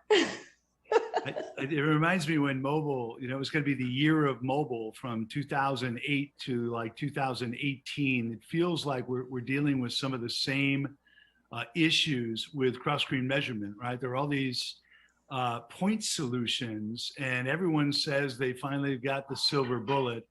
Yet when you dig a little bit deeper, we still find ourselves in a marketplace where it's very difficult to measure, especially with consumer engagement and how people are interacting with video.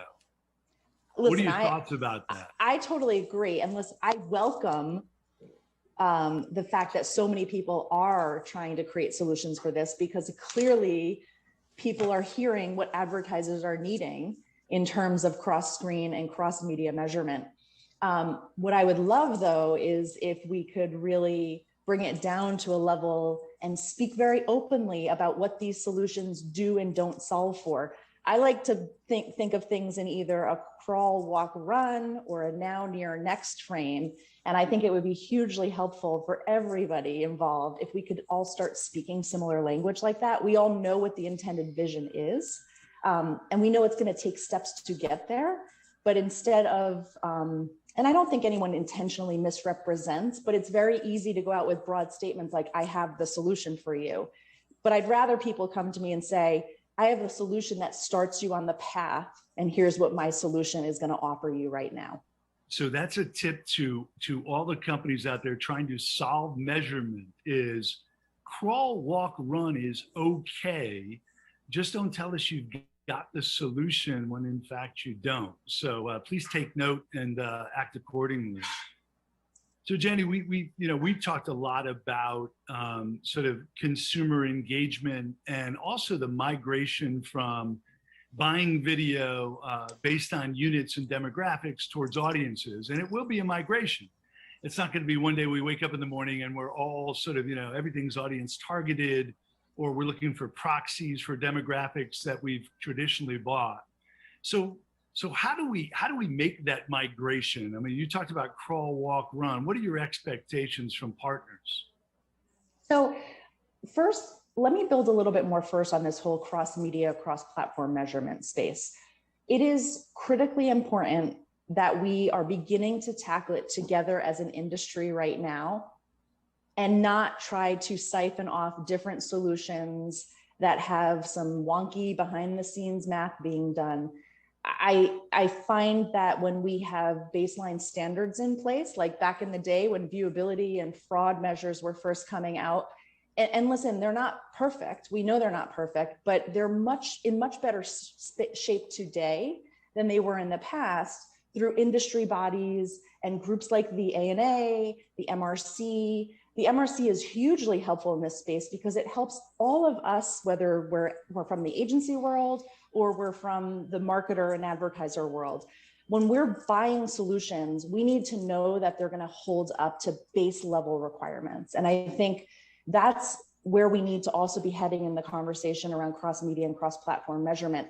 We love competition. Competition is good for everybody, right? But we need the competition to be working off the same baseline standards. And I think we've made tremendous progress in cross-media and cross-platform measurement. There's still a lot more to go, but through the work that started, Unilever, the WFA took it on, it became even bigger, and now the ANA taking it on along with ISBA in the UK. There's a lot of promise around creating these baseline blueprints and standards that I think a lot of companies will find very helpful to create that baseline and then build off of. I think the other thing that's really important to me when it comes, and it's the same thing, it's like Groundhog's Day where the video is playing over and over again. With viewability, the goal of viewability was to get the ability to count first so that we could then look at attribution and the tide of business. And I don't think we've made it there. There's still a lot to do in the attribution space. But as an industry, we make it very complicated because this is when we get to the sprinting. Forget about even the crawl, walk, run part of it. We get to the sprinting because we're so excited to try to tie viewability or cross-screen measurement to the attribution and the business outcomes piece that we forget that there's two very important parts of this work. One is the counting and the ability to count and understand. So whether it's counting how many people had the opportunity to see your ad, or how many people you truly reached and how often you reached them. And we need to count that stuff first and then be able to tie the business outcomes piece second. And I think a lot of times we do like this big rush to solve all. And listen, there is nobody else out there that would want to be able to buy media in an outcomes-based world. But we know there's stepping stones to get there. And I think that's another place that we as an industry need to hold hands and get to. So Jenny, you just mentioned counting, and sort of that's the basics of measurement, right? Is how many people are engaging with content across all these different streams, through all these different connections. If you can't do the counting right, you can't do the planning. If you can't do the planning, you can't do the valuing of the media and those audiences, and you can't optimize, you can't attribute.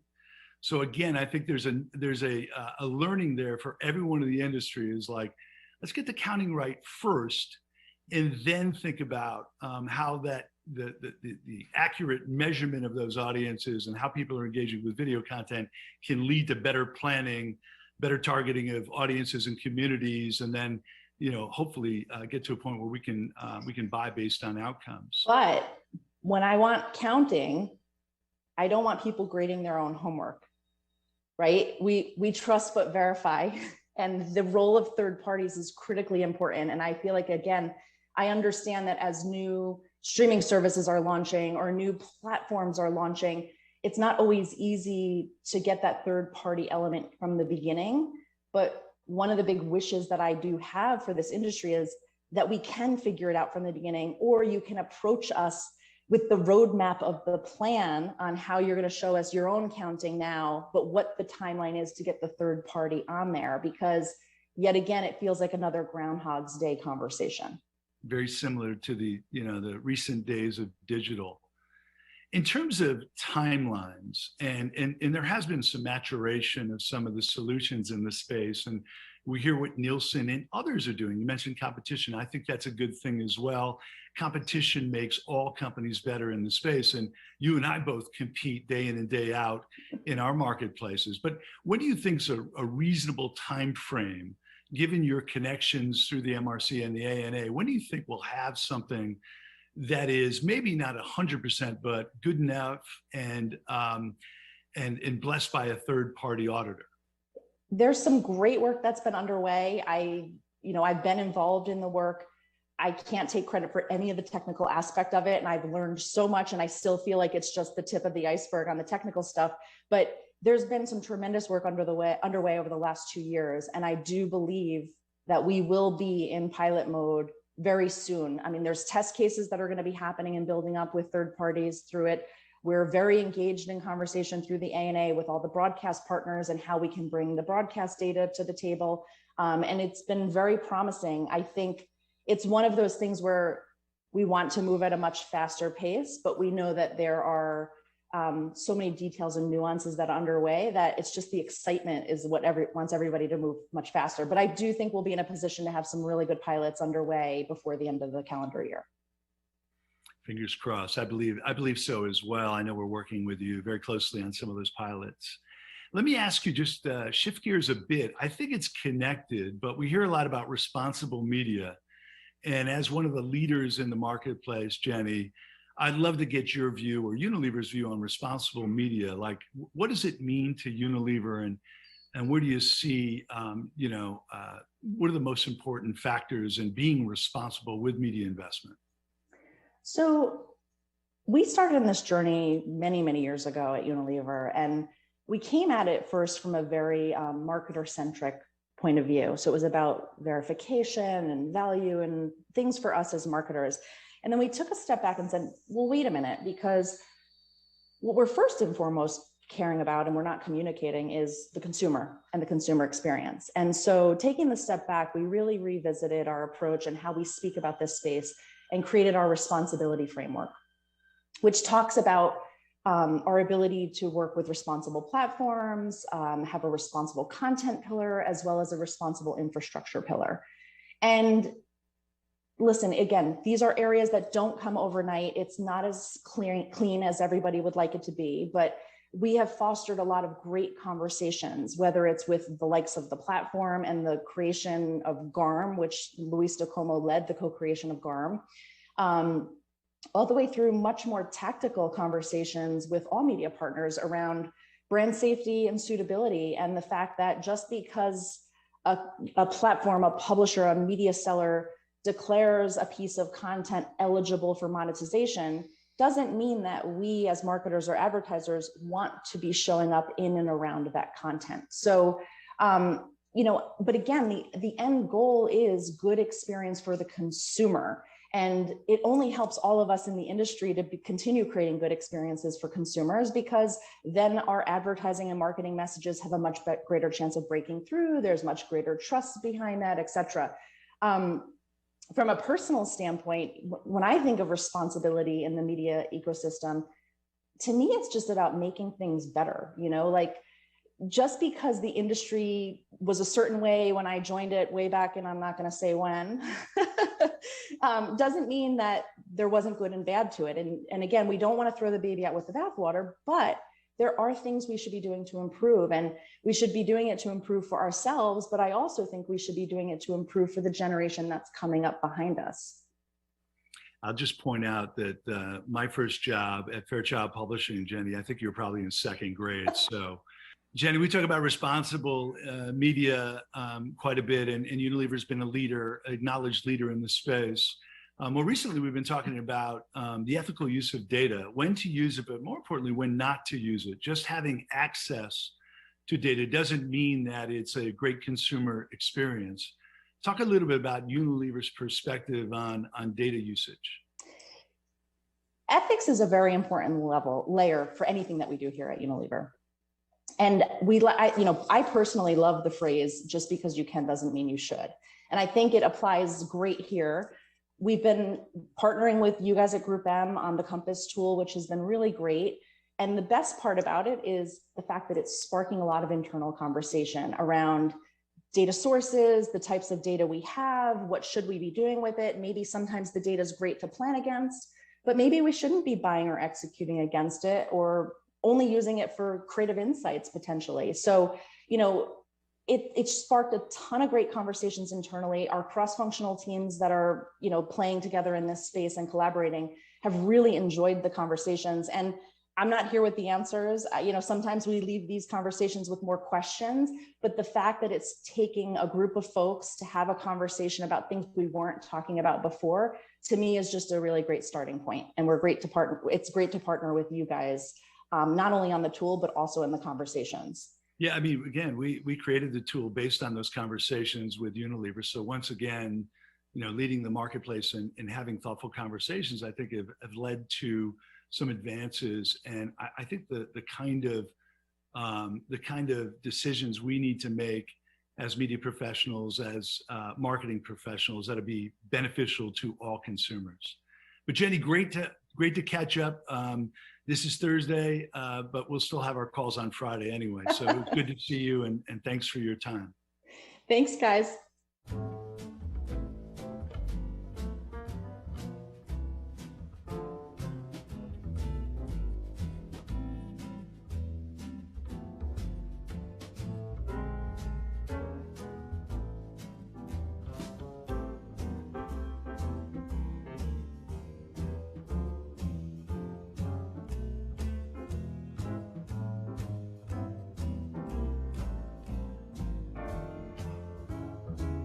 Coming up next, a conversation with Karthik Rao and Matt Sweeney.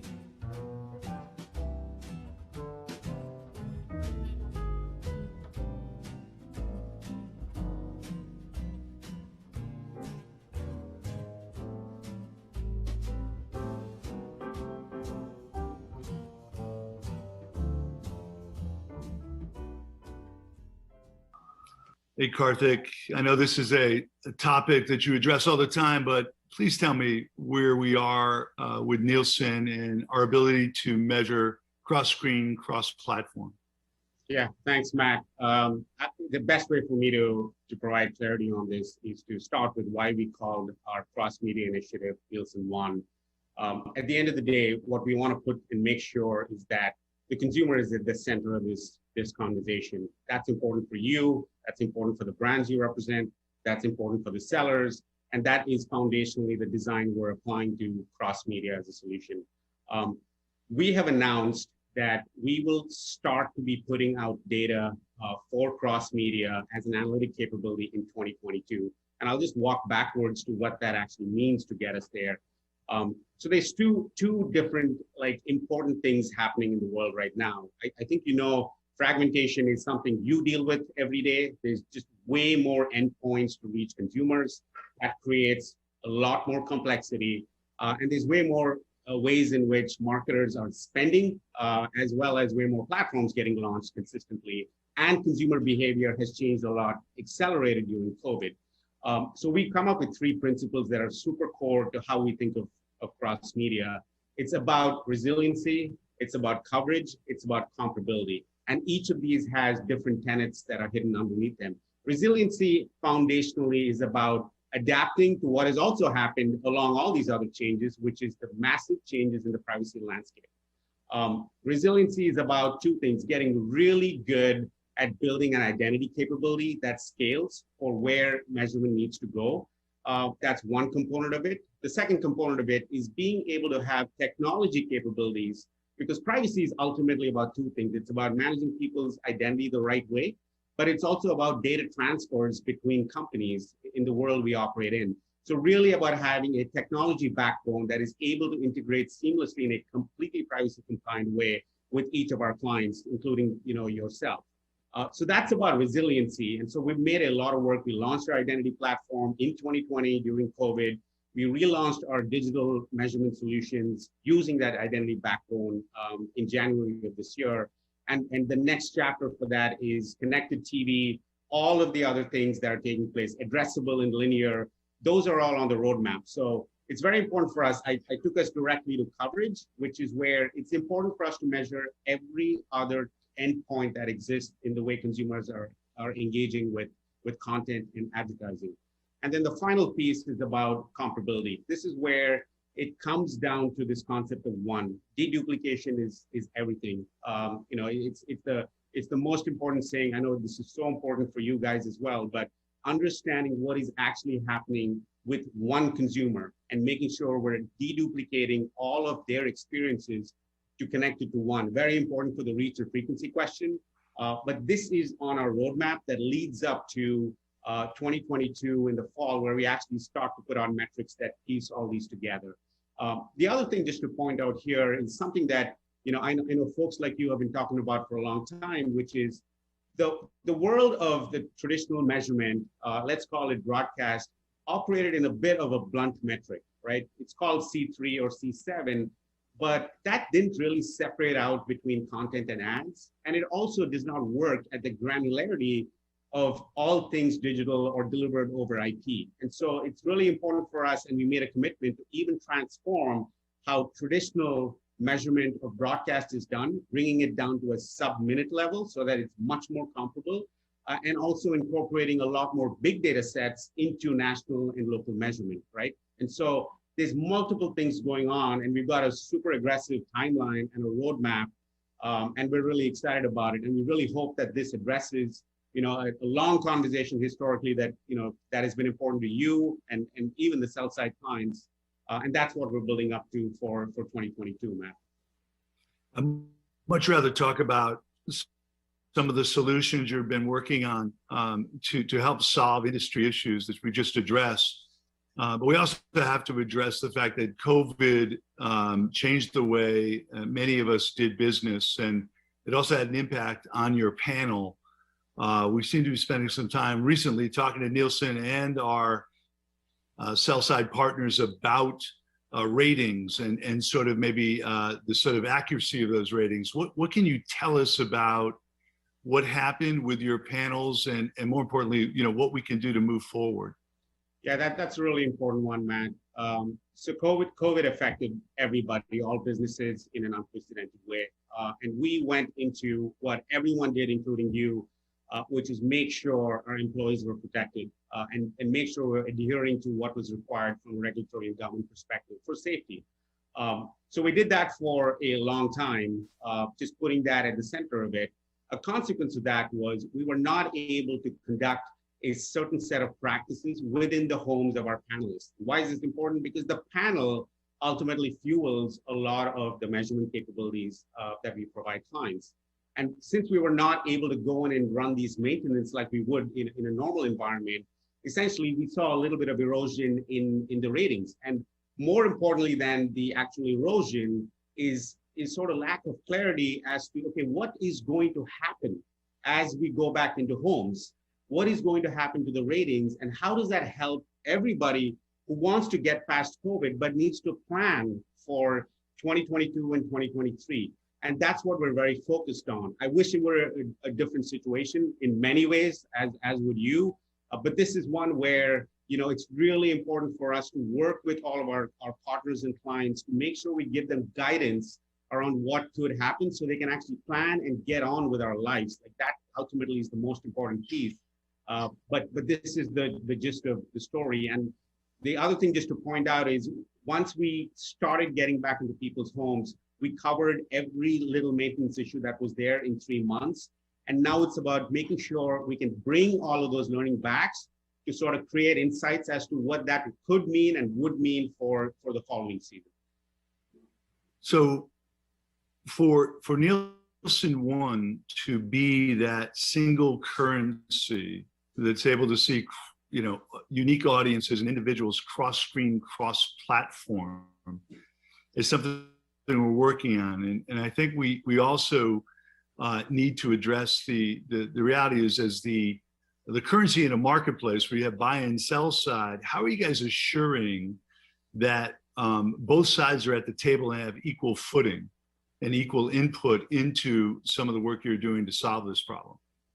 Yeah, I mean, I think just to address this head on, Matt, one of the things, for right or wrong, that's been in our company's, legacy is our creation of products historically, favoring the sell side. And whether that's true or not historically, we don't want to try to help the industry this time by only listening to one constituency. So we've put together, as part of our engagement program, we put together special committee groups that are active. They've been active since January with representation from all constituencies. I think that's one very specific thing we are doing because we want to get this right this time. And the second thing we're doing is actually partnering with the WFA and the ANA. As you know, they've put together a very comprehensive view on standards for the future of cross-media measurement. And so we're working very closely with them, which also should represent, separate from the sell side, but more importantly, also the buy side's perspective in what the standard should be for cross media. So we're coming at it in multiple different ways, but the most important thing for us is we've got to make sure we've got input from both sides so that this actually is helpful to both sides. That's ultimately how metrics get used more broadly, is when buyers and sellers actually understand and can collaborate. We've got to operate in the way while building the product, not just when we bring it to market. Yeah, so Matt, what are some of the biggest things that are important, not just from a cross-media perspective, but more importantly, like in the world of all of these new, endpoints, connected TV, all of the new platforms getting launched, all of the streaming platforms, what's going on in your world to simplify it? Because that, I understand, is a very important part of your agenda, is to create that simplicity for your company and for your brands. How are you thinking about organizing the way you approach the world in this context, Matt? I think within this context, it starts with identity, right? So, we come back to understanding who those individuals are that we, on behalf of our marketing partners, want to reach. And then being able to find audiences and leverage client first party data and other data sets that are valuable by the way, and I say valuable for a reason. But leveraging that data to reach and engage with audiences across screens, across platforms in meaningful ways. So it is about reach and frequency, but it's also about the impact of that reach and frequency. And so for us, it starts with identity, and then being able to leverage those audiences across all the various media partners in a way that allows us to optimize, but also to gather insights that we can feed back into our systems and processes to even be more effective and smarter about how we develop or expand audiences. And then as we start buying on platforms, when to bid, when not to bid, what creative to show. But I think all of that starts with identity, and then having a currency that is consistent across all of these different touch points is also vital. Karthik, I always enjoy our conversations. You've made me a little bit more hopeful and optimistic. There are challenges, significant challenges that I know you're addressing and you're trying to solve. So let's keep up the dialogue, and let's be open and transparent about how these issues will solve for both the buy and sell side. So thank you for your time and your candor. Thanks, Matt. Thanks so much. It is a team sport, and I really appreciate the time with you.